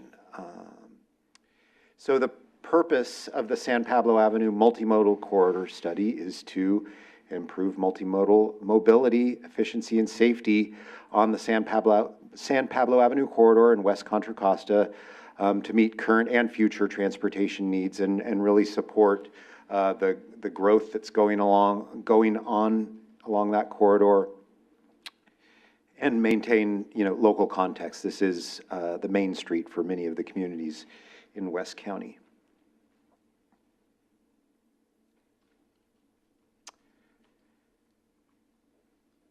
So the goals of the study were to efficiently and effectively accommodate that anticipated growth. If you've been to the El Cerrito area lately along San Pablo Avenue, you'll see a lot of new high-density development right on the avenue. To improve comfort and quality of trips for all users, so we're talking multimodal vehicles, transit riders, bikes, and pedestrians. Enhance safety for all travel modes, support economic development for the communities along the corridor, and support their adopted land use policies, and then promote equitable transportation solutions along the corridor, and improve access in general. So we started this study way back in fall 2017, and we jumped into this study because we had been speaking with Alameda County Transportation Commission, and they were about to start studying their portion of San Pablo Avenue. They had retained a consultant to do so. We were able to, at a very low cost, contribute funds, both CCTA and WICTAC, and get a whole lot of consultant work out of our contribution. So that was phase one. It lasted for about 3 years. It really looked at the existing conditions, you know, kind of looking at what may happen in the future in terms of travel times for both transit and vehicles, doing modeling to look at those future conditions. And it also included public outreach, though relatively limited at the time. And it included some meetings in West County and a survey. I just want to specify that this study didn't include all of San Pablo Avenue in West County. The extent of the project was limited to the AC Transit service area because we wanted to focus on, you know, bus transportation in the corridor. We figured it would be best to stay within the AC Transit jurisdiction, so we weren't trying to plan for multiple modes. This could definitely be extended up the corridor into the WestCat service area, but for this, you know, this initial phase, we thought we should stick to a more kind of controllable area. And so that basically goes from Oakland to Hilltop Mall, Contra Costa College area of San Pablo. So phase two, what we found in phase one is that San Pablo Avenue, especially in Contra Costa County, has multiple widths. Sometimes every block you have an extra couple of feet or you lose a couple of feet. And a few feet of right-of-way can really change what you can put in the corridor, what modes you can fit in the corridor. So phase two, we were able to keep using Alameda County Transportation Commission's consultant, so we were able to maintain consistency there, but we were able to kind of use him separate from the Alameda County work, which was progressing at kind of a faster rate because they have access to a little more to more measure funds. But we decided we needed more work to really focus in on the widths of San Pablo Avenue, what could actually fit in the corridor, the effects on traffic if we were to say convert a lane for transit, for say bus rapid transit down the avenue, and to look at parking because we know that's important to the communities as well as to the business community. And, you know, if we were to try and fit a bike facility and a bus facility, you know, something's got to go. So we really wanted to examine the benefits of a bus lane to the riders, to the throughput of the corridor, and really focus in on near-term improvements for safety for all users of the corridor, whether it's drivers, transit users, bikes, or pedestrians. And gauge the reaction from the jurisdictions, and this is working with staff and elected officials to these potential solutions. So the existing conditions, just a summary of what we found in phase one is that you know, there's a lot of bus service on the corridor. There's only bike lanes in some segments. There's some that are under construction by Caltrans right now as part of a Caltrans project in El Cerrito. There's some existing in San Pablo, but that's only 20% of the corridor. There's large gaps between pedestrian crossings, and most are uncontrolled, though there have been some signalized pedestrian crossings installed in the last couple of years. And I think the main takeaway is that 1/3 of the trips, vehicle trips on San Pablo Avenue, are diverting from I-80, and they're not stopping in the corridor, they're not spending their money in the corridor, they're just driving through and, making their way to, Berkeley or Oakland or maybe even San Francisco, somewhere down the corridor. So the data does indicate that there is potential for auto to bus mode shift, especially with a good, with a high-quality bus facility.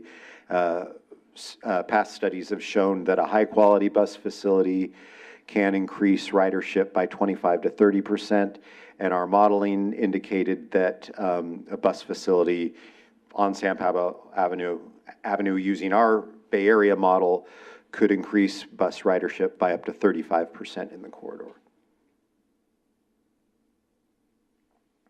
So right now, the rapid buses, as probably most of you know, on San Pablo Avenue, there's 3 different 72s. There's 2 kind of local stop 72s and 1 that only stops every, say, 3 stops, so every about half mile. And it's called the Rapid, the 72R. And the Rapid bus now spends 57% of its travel time stuck in congestion, so mainly stuck at red lights, waiting to get to its stop, maybe having to sit through 2 cycles before it can even reach its stop on the far side of the signal. And without any improvements, we forecast an almost 70% increase in PM traffic delay by 2035. And in terms of safety, there's definitely an issue in the corridor with collisions, including 3 pedestrian cyclist deaths over the years, and that's something we definitely wanted to address. The solutions we considered, all the transit things you've probably heard of, queue jumps at stoplights, improving the stops, maybe moving the stops out into the lane so the buses aren't having to pull over, they just stop and people get right on an island, so maybe they're out, in the median or in the center of the street. Signal priority for buses, bus rapid transit, that, buses having an exclusive lane. And then looking at the sidewalks, pedestrians, widening the sidewalks, new and lighted crossings, better pedestrian scale lighting, and overall increased access. And then for the bikes, adding lanes, or perhaps a parallel facility where you can't fit a bike lane on San Pablo Avenue. And a parallel facility is really what we focused on in phase 2. And then protecting those crossings of San Pablo Avenue. So key takeaways, if we do nothing, everybody's going to be sitting in traffic, whether you're in a car or on a bus. Center running bus lanes provide better travel time savings than current buses, and 10% faster than if they were running on the side. But there's challenges that come along with both of those alignments. A low-stress bike facility cannot be provided on San Pablo Avenue.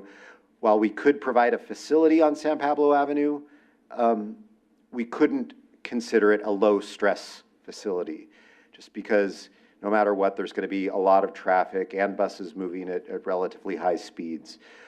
So no matter how nice a facility, it wouldn't be considered low stress.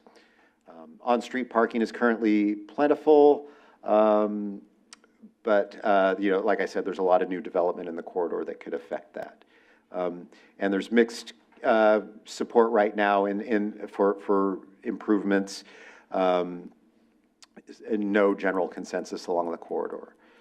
So out of phase 2, we developed a set of recommendations, and here's what we kind of focused in on. We focused in on 2 elements. One was safety improvements at 40 to 45 intersections. This is kind of low-hanging fruit stuff.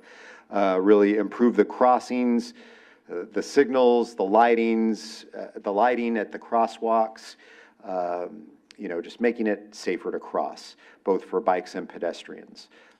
If you've ever driven, especially in El Cerrito and Richmond, you'll know that a lot of the cross streets aren't aligned, they're offset, so you don't have four-way stops. You've got staggered crossings, which make it really difficult to cross.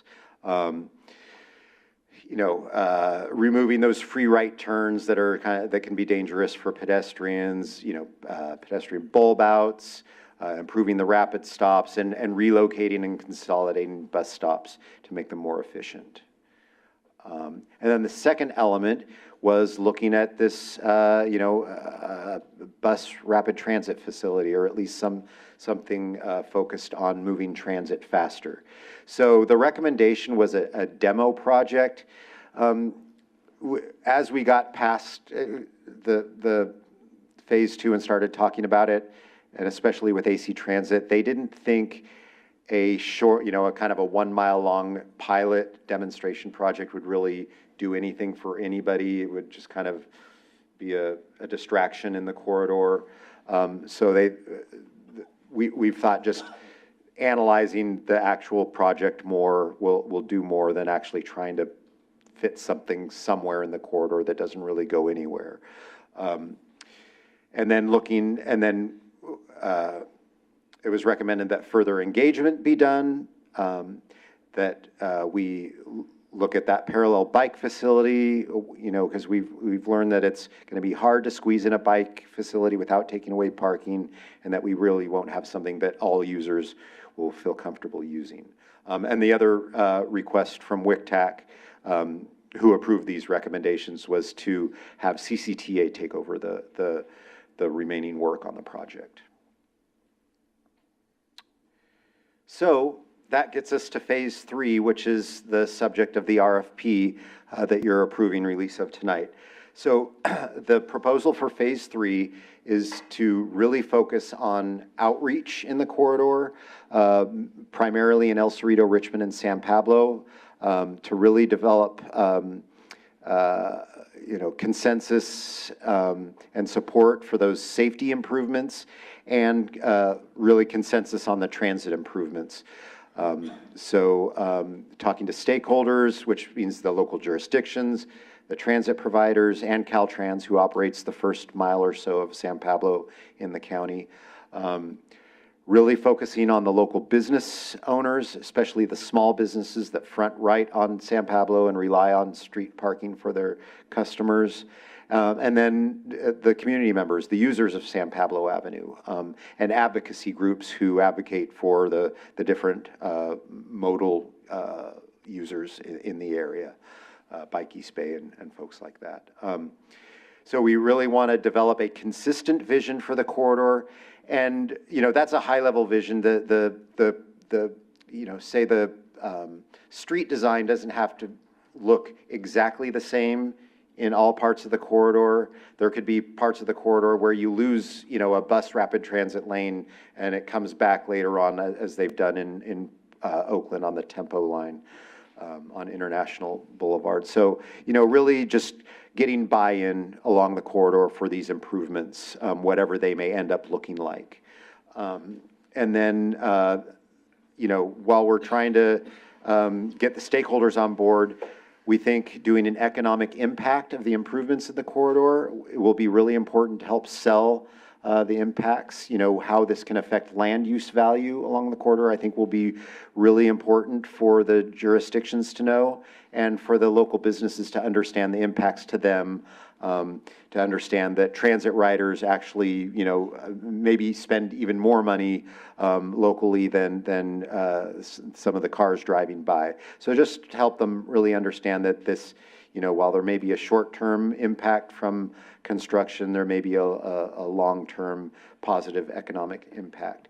And like I said, some technical tasks related to the BRT center versus side running and the bicycle facility. So really honing in on the alignment of those two.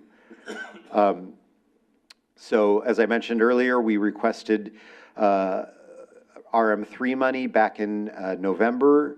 There is an I-80 corridor transit improvement category in RM3. We were successful in getting a $1 million allocation in December. We've been working on a scope with WICTAC, AC Transit, El Cerrito, Richmond, and San Pablo staff. And we feel like we've got a really good scope that was based on your comments back in November. And tonight, with all that background information, I'm recommending, or we are recommending release of RFP 2501 to retain a qualified consultant team to lead the effort I've just described.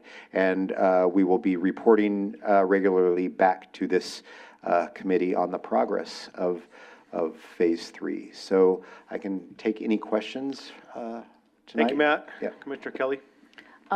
Matt, thank you very much for giving this overview.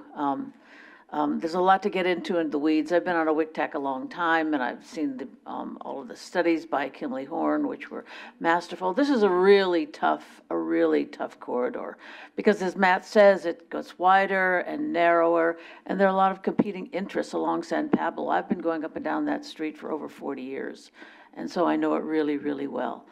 I think that one thing that is, I've said to Matt and to Tim here, that is really important for the consultant, is to go through and to speak to all of the businesses along the corridor.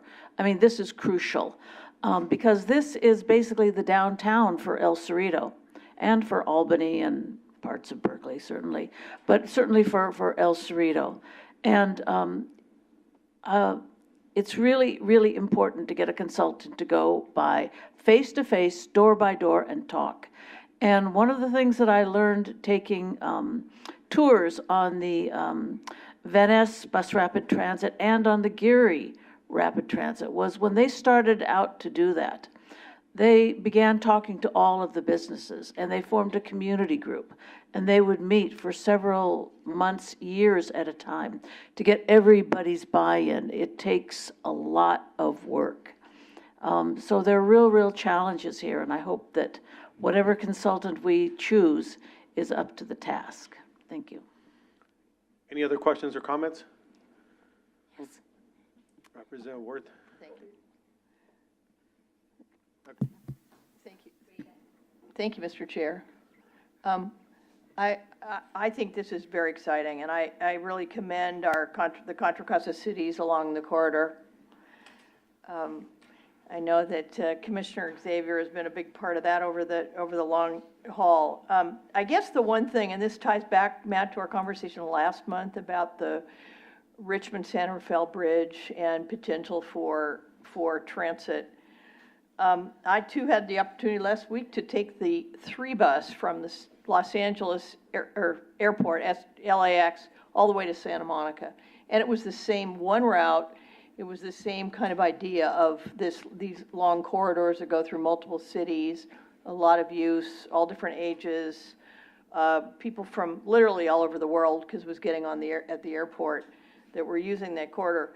I guess I recognize the challenge, what you said earlier about limiting the scope, but I know what you know what I'm going to say. I would hope that we could this could incorporate some visioning about expanding the multimodal use all the way up to, through Pinole and Hercules. Because when we're talking about doing the the intermodal center at Hercules and, all of our residents that are up farther through the county that are going to be served by this corridor. And I know, like Commissioner Kelly, we've been on that corridor for a long time and know that it has a variety of challenges from, great opportunities, but also given the size and the density.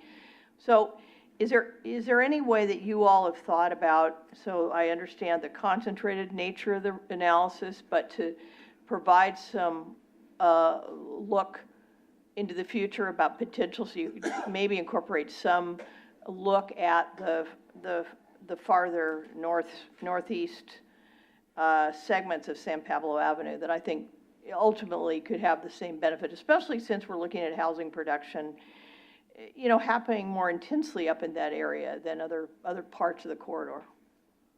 That's a great question. We haven't had a lot of serious talks about extending this current study further up the corridor. I think, we were focused on something with a kind of a high destination, attractor kind of at the north end of the corridor, being either Contra Costa College or the mall, Hilltop Mall. But I think as part of this, we can certainly lay the groundwork for that. And actually, staff has spoken with City of Pinole planning staff. They have interest in doing a road diet on their portion of San Pablo Avenue, at least city staff is. I don't know about the elected officials, but so that they're looking for ways to reimagine their portion of San Pablo Avenue. So, yeah, so I think there is interest in furthering these conversations up the corridor. I defer to our executive director on when we get to that point, but certainly I think there is interest. I mean, I can add my 2 cents, but I'll let the commissioners weigh in first. Commissioner Xavier? Yes, I'll try to keep it brief. There are so many problems along that corridor. They differ in each city. San Pablo has, I think the street is the narrowest in San Pablo. And we don't have any parallel streets to San Pablo Avenue for bicycles. So that's out right there. Luckily, there's not a huge amount of parking on the avenue. Just, I think, in 1 or 2 sections. Most of it is, just travel lanes. But there are problems, and it's going to take a lot of work to make it work in all the cities. So, but I'm looking forward to it. Hope it does. Commissioner Obringer? Thank you. I just wanted to share with the full body that this had come to the planning committee. I know Member Kelly, you weren't able to be there that day, but what I really appreciated, and I agree, that the consultant really does need to talk with all the businesses, because we talked about at the planning committee how, Valencia Street, they installed the bike lane, and then the businesses said that was killing their business, and now it's gone. So it's just better, or it's getting relocated, but a lot of expense and aggravation and frustration, because I think the consultant did not do the due diligence of building that consensus among the community impacted. So I support what you said, because it's better to do it right the first time than have to go back later. Commissioner Gee? Thank you, Matt. I was just curious whether the scope was going to include the possibility of mitigations during any construction.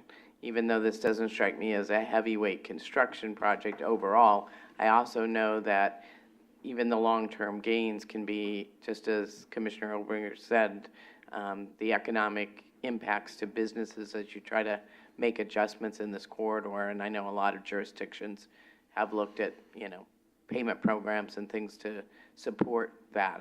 I was curious whether the scope included considering that.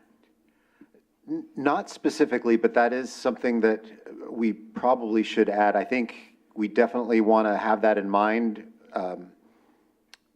when we're doing this project, being able to have an idea what the impacts would be and what could mitigate. I think that would all actually be fleshed out in the environmental process.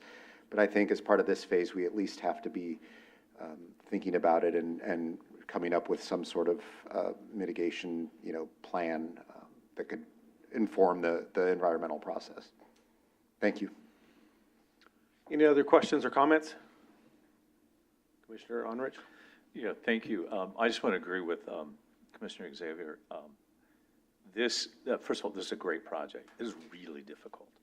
And I was just looking at the old map. I think I sent a copy to Commissioner Kelly when the key system, back in 1911, when there were about 7 or 8 railway systems there. They got consolidated to create the key system. We've been trying to recreate that ever since the automobile industry and tire industry bought it up and closed them. But San Pablo has had a lot of major changes, right? They went from this big old highway, and then back in the 80s, there was this master plan all the way from Oakland, all the way down to take out that center right away, plant islands and trees. So it was to beautify it and did it because that corridor was void of landscaping. And there's still spots that are missing that. But because of its challenges, I would just advocate, while we'd love to see this go all the way, do not let scope creep get in. If you can't solve this section, it doesn't make any difference because you're not going to solve the rest of it. So I would stick to the scope that we have and don't limit it by the economic impact. And the reason for that is there is no clear solution. And until you get it, you could keep stopping and stopping and stopping. Come up, it's always a, you know, even my world in design, urban design, you design the best idea. And then you begin to analyze it. What's the pluses and minuses and things like that? And I suspect this solution here, there will be several solutions, and they're going to have pluses and minuses to each one. And those local entities, not CCTA, are really going to have to weigh in those and judge those. And the economics of those areas, just putting that island in, oh my gosh, it meant you would have to travel 1 to 2 blocks before you can make a turn to get to the store on the other side. So in a way, it wiped out about half the businesses. It's like doing a one-way street. You know, ask Dublin how that worked out.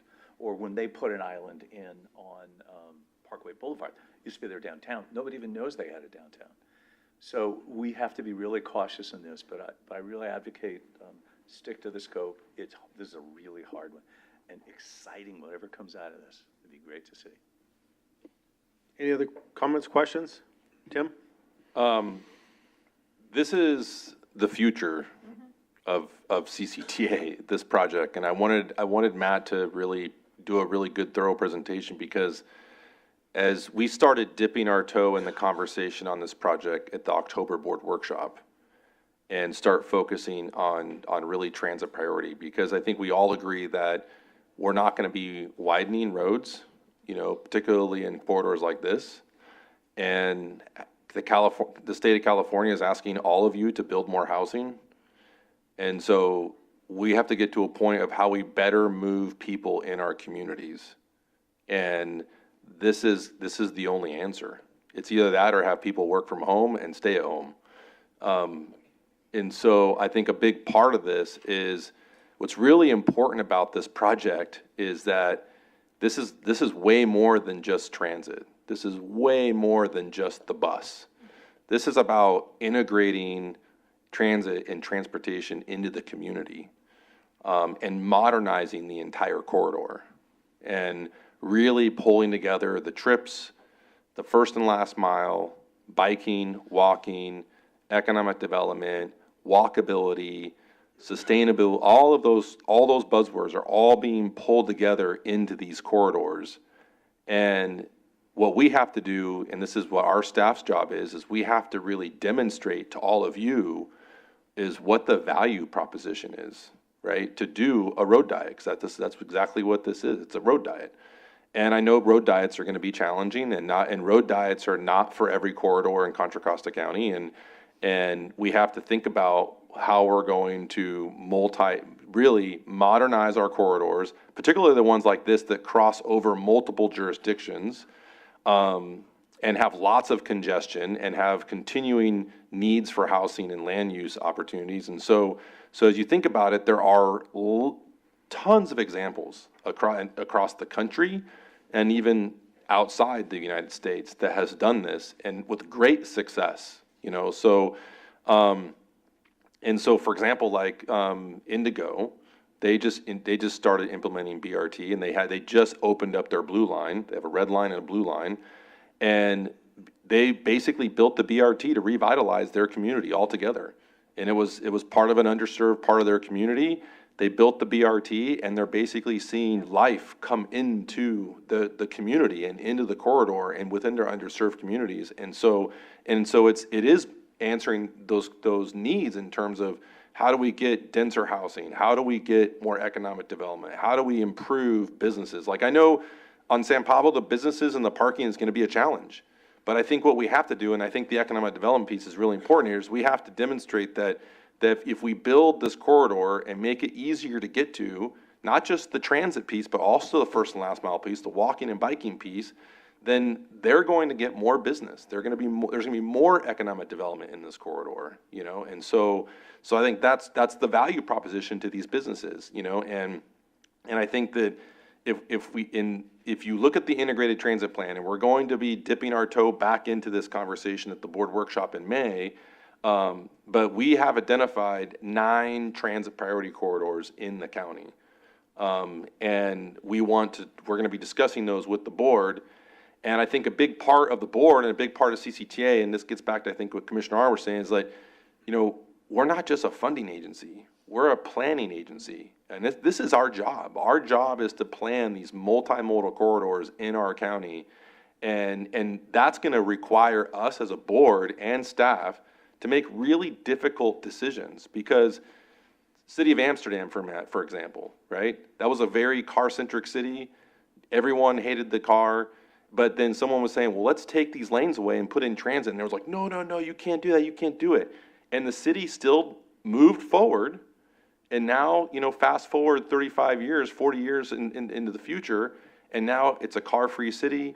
Everyone loves it, right? And the community, the decision makers at the time had to make very difficult decisions in the benefit of the community, in terms of benefits that the community didn't even see at the time.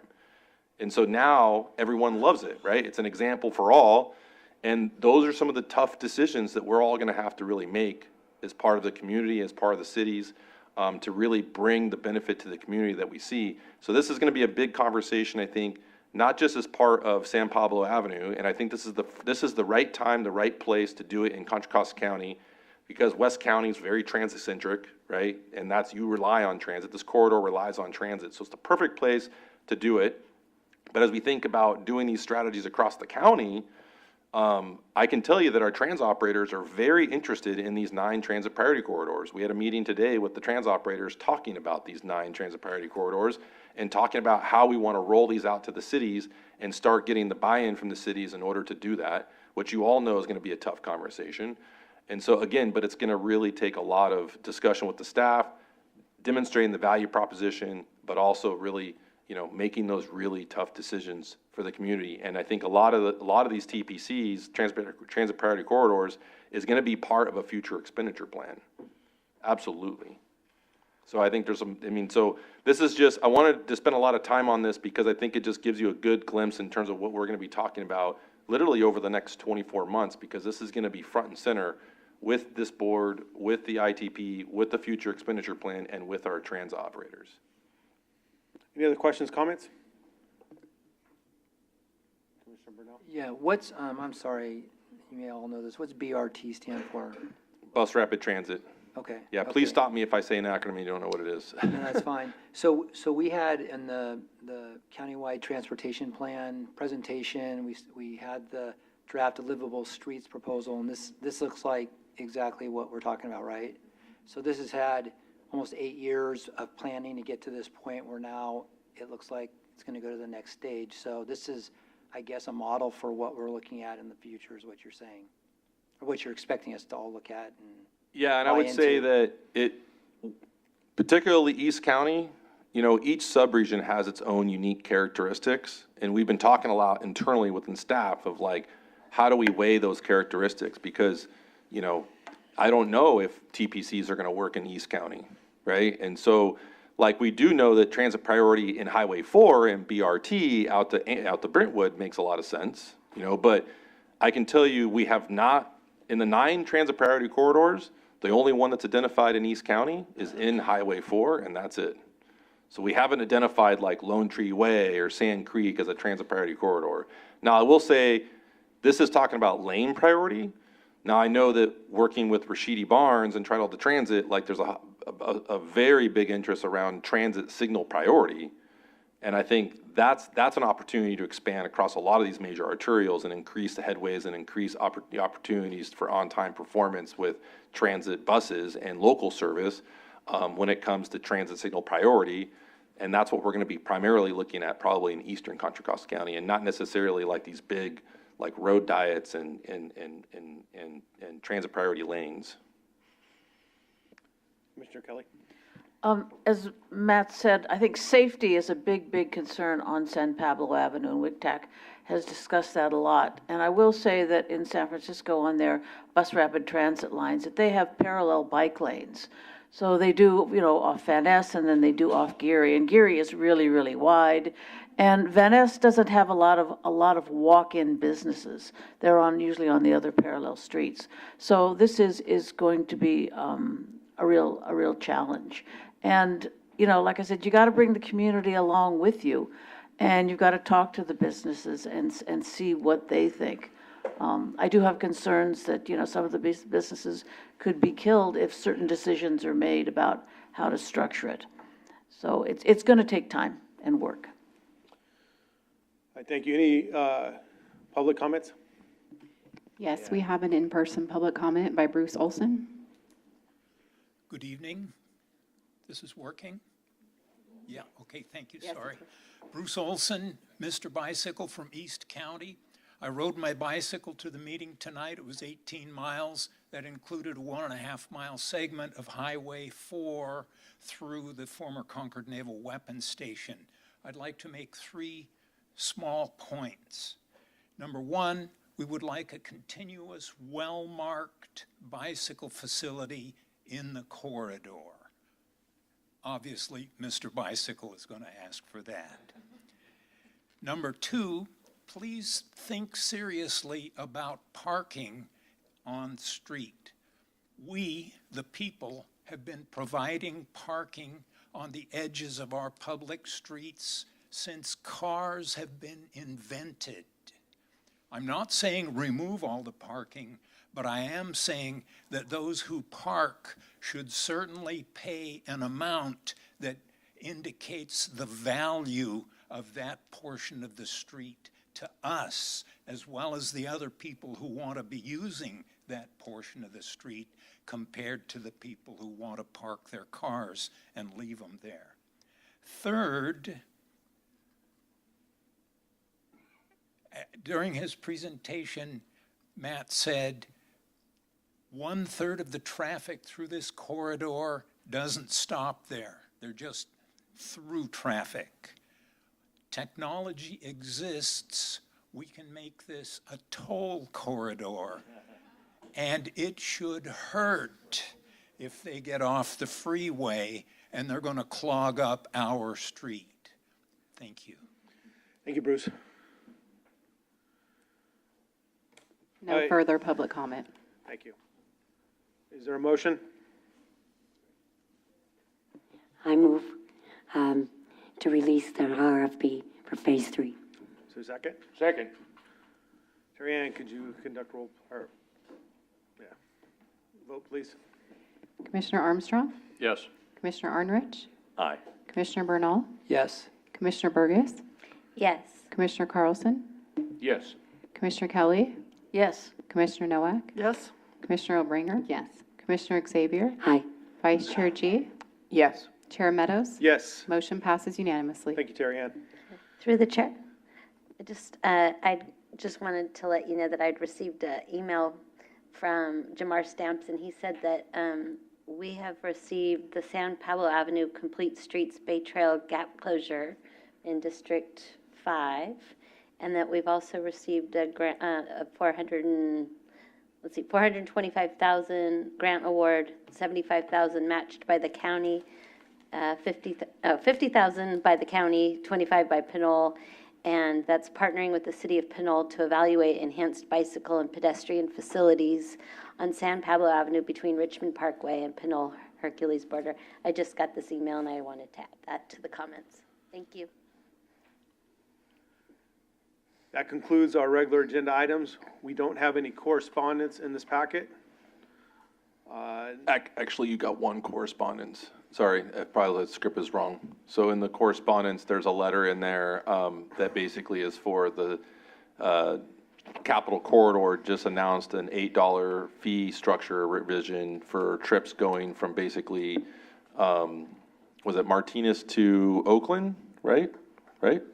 Richmond, Martinez to Richmond. So, and I just want to really recognize Matt and also the Citizens Advisory Committee on that, because that revision to their fare structure is a direct impact from this board and from our Citizens Advisory Committee. So our Citizens Advisory Committee actually raised this as an issue, to the authority board last year, and then the authority board took on, and then we had Capital Corridor actually came and gave a presentation and so forth. And so I think the input from this board was a direct impact to this decision to reduce fares that are more intra-regional within Contra Costa County. And so, so Matt did a great job on that, working with Capital Corridor. And so that correspondence is in your packet, and I apologize, Mr. Chair, for the mistake on the script. It was actually provided yesterday as a handout, so it was not provided in the board packet, and it was a press release. So if you're looking for it, the email was sent out yesterday. Okay, thank you. Next is associated committee reports. We have meeting reports from Transpac and notices of cancellation from Transplan and SWAT in the packet. We're now moving to the authority board and staff comments. I have no comments. Mr. Chair?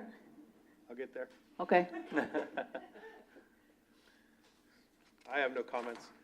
Are there comments from the commissioners? I have a comment. Thank you. So March 5th to 7th, I was up in Sacramento at the California Council of Governments Regional Leadership Forum. I am your representative there. And first off, I want to say at this forum for CalCog that CCTA received an award. And here it is. It's the Eureka Award for our Presto Autonomous Shuttle projects in Martinez, Rossmore, and out in San Ramon. So that was really great and impressive. And I got to get up there with Mike Blasky, our communications manager, to accept the award. So that was really, really wonderful. So at the CalCog meeting, there are lots of people from all over the state. There was a lot of discussion about vehicle miles traveled and fixing it. And apparently there's a senator by the name of Cabaldon who's going to have a spot bill 486 to propose some fixing to VMT. There was a discussion about using infill housing as a VMT mitigation, and then a discussion over greenhouse gases versus congestion. What are we trying to solve right there? Both Senators Araguin and Cortese spoke about transportation needs for our region. They came there. A lot of discussion about climate goals, CARB, and I heard from someone that 26% of the car sales now in California are zero emission.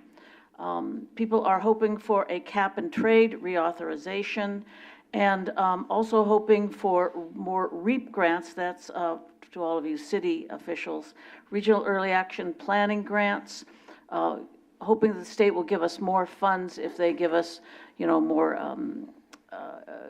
housing element instructions and so forth. And there were some large regional groups that actually used some of their REAP funds to build affordable housing. So I thought that was pretty interesting. Lastly, there was a presentation on on-demand microtransit in rural areas. One is called Shasta Connect, and the other one in the southern part of California, Calexico On Demand. And these are areas where there are not a lot of people. Fixed route just didn't work. So to have on-demand microtransit was really, really exciting. Oh, and one last thing.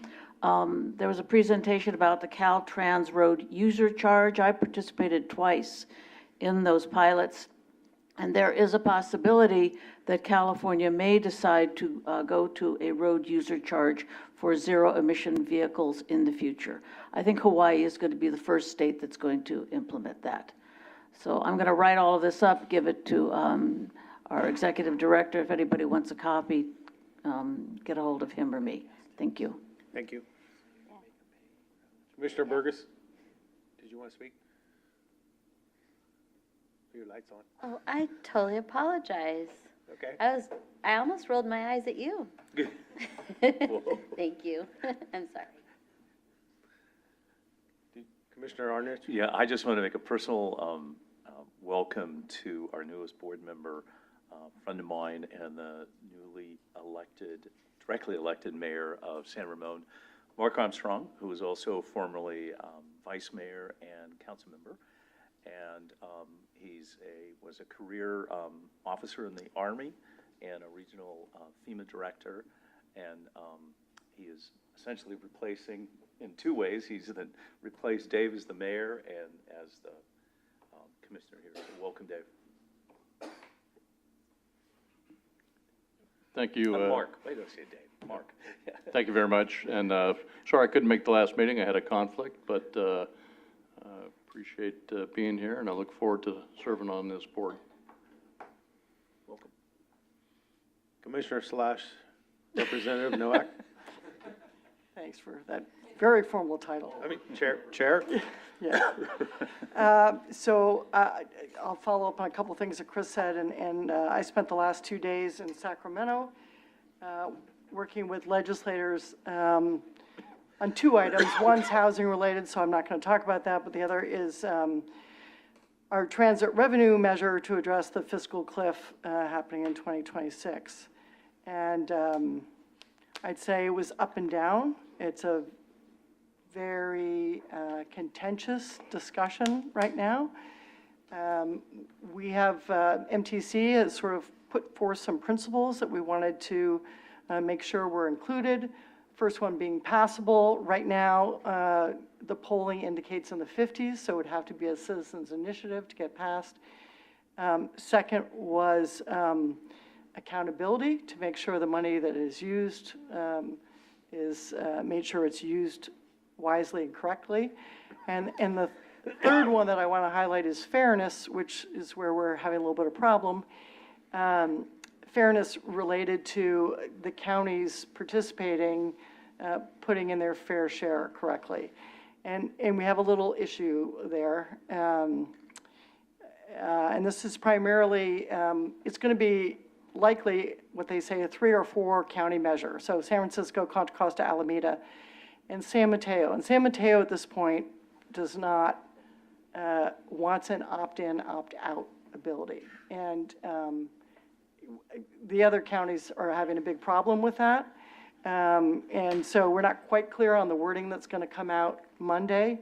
But I spoke to several San Mateo people today, and I've spoken to Tim Grayson and RBK regarding Contra Costa's position to the extent San Mateo doesn't participate.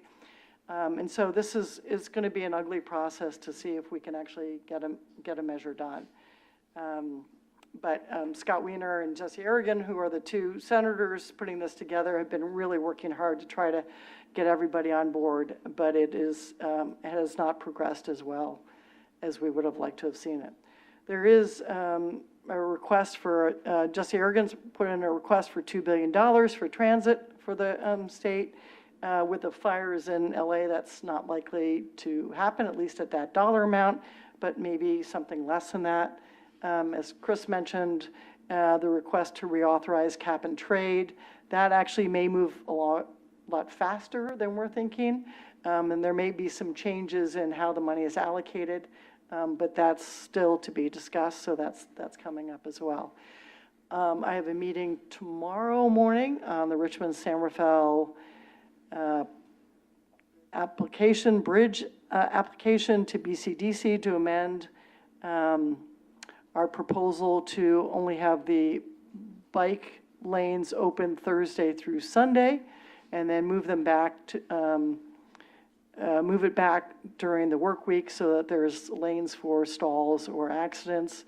We're also having difficulty there, so we're having a preliminary meeting.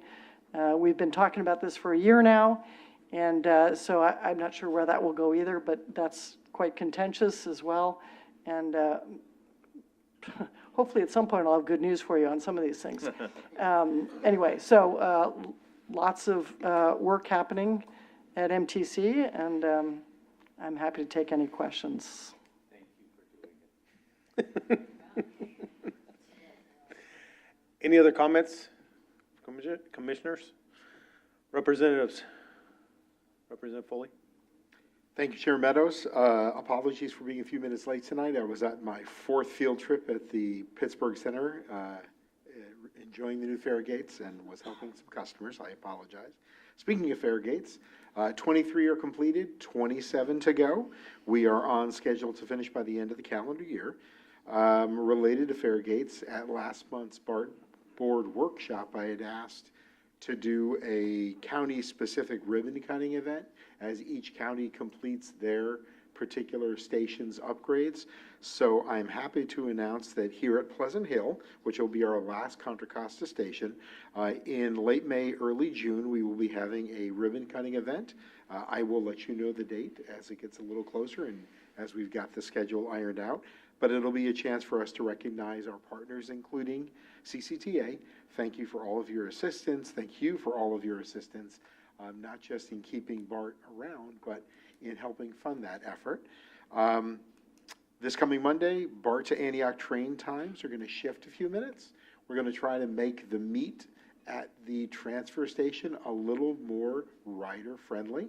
So we're going to have the train hang for a little longer.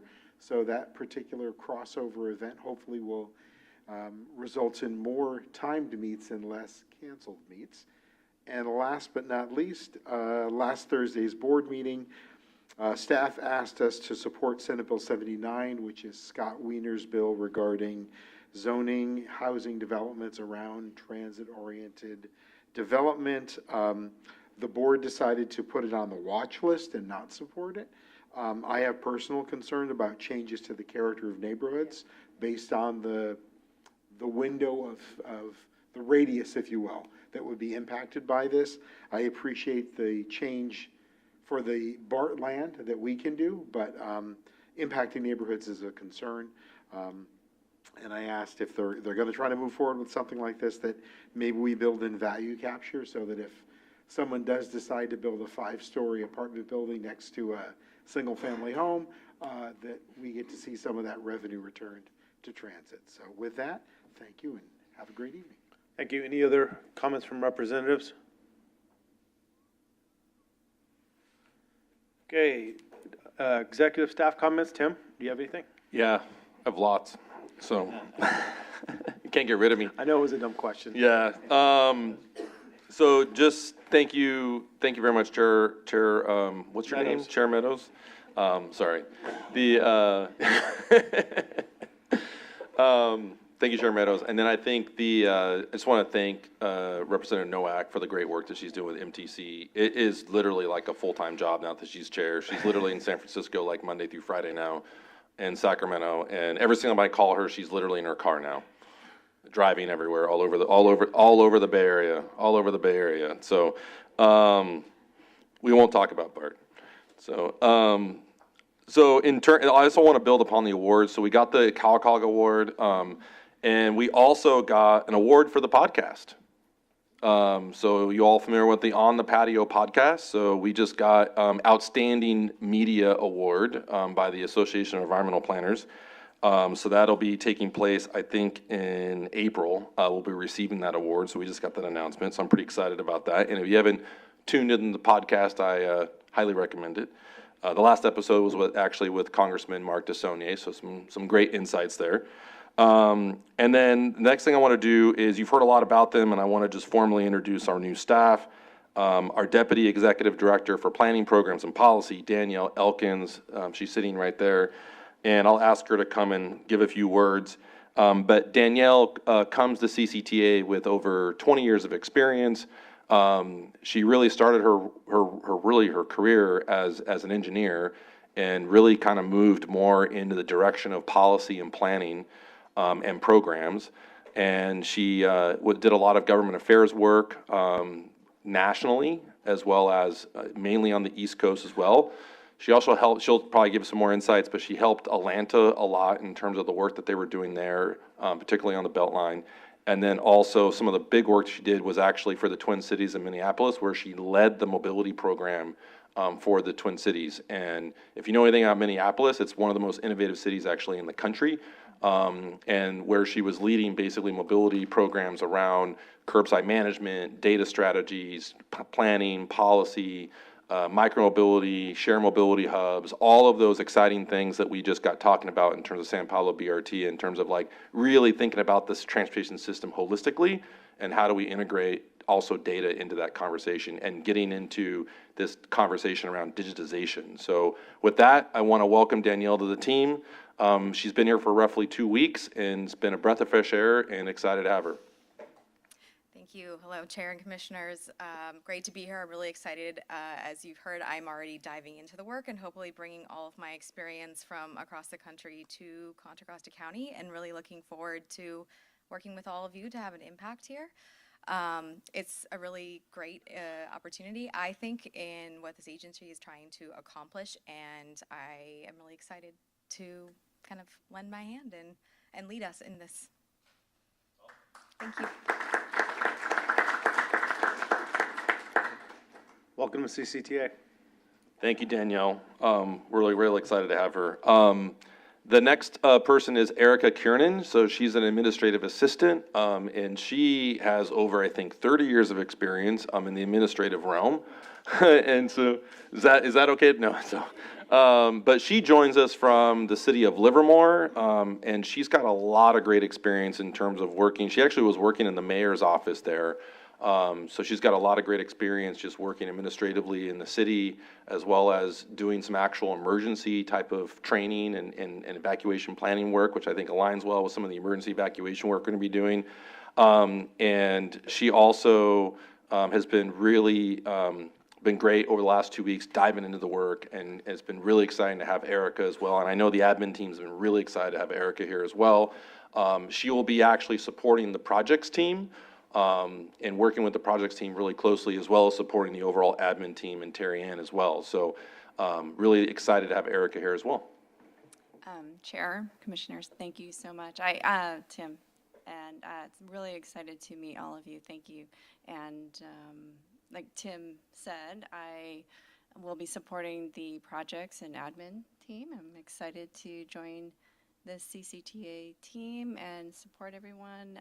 I'm coming from the city of Livermore, as Tim said, supporting the mayor's office, city manager's office, and the emergency manager there. So whatever experience I have from that agency, and then bringing in all of my prior experience, I'm excited to be here. Yeah, thank you.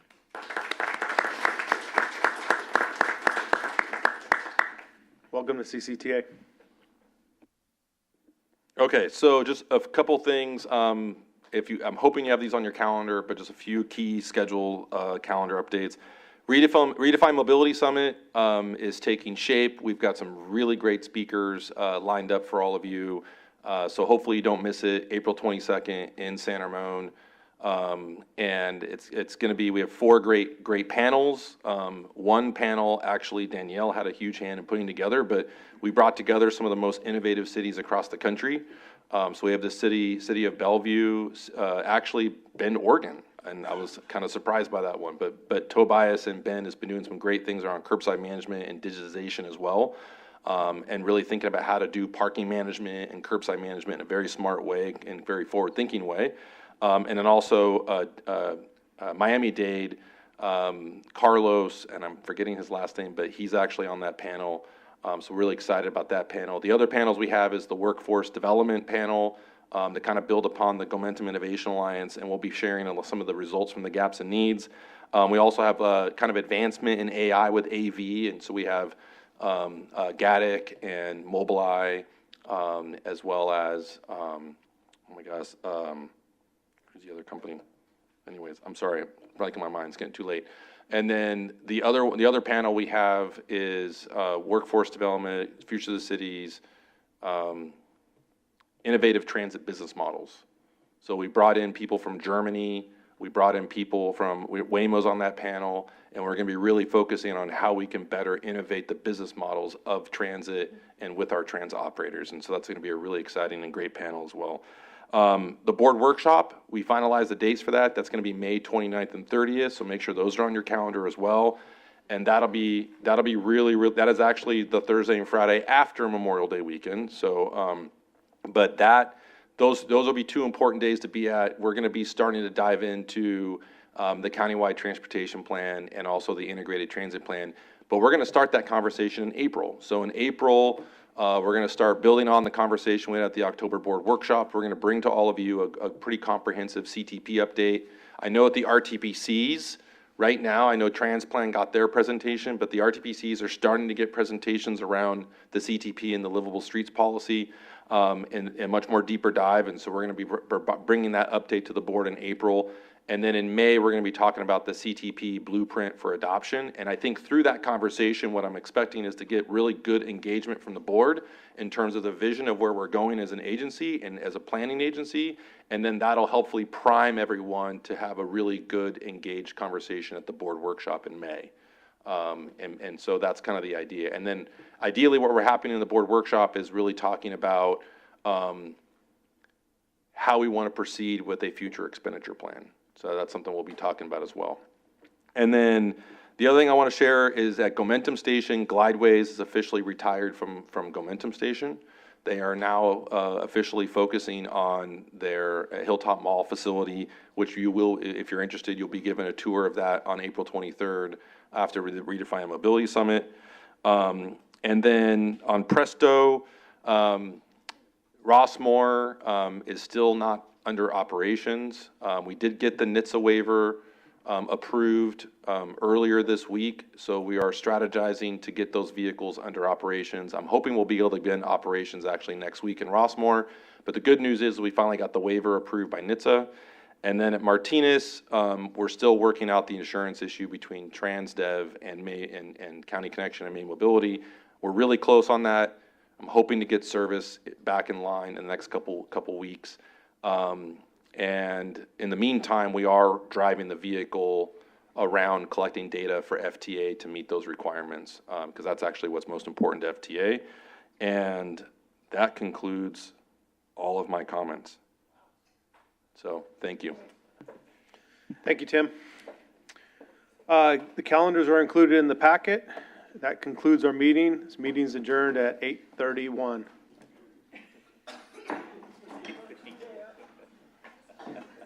Really? Really? Sue? What time? 8:31.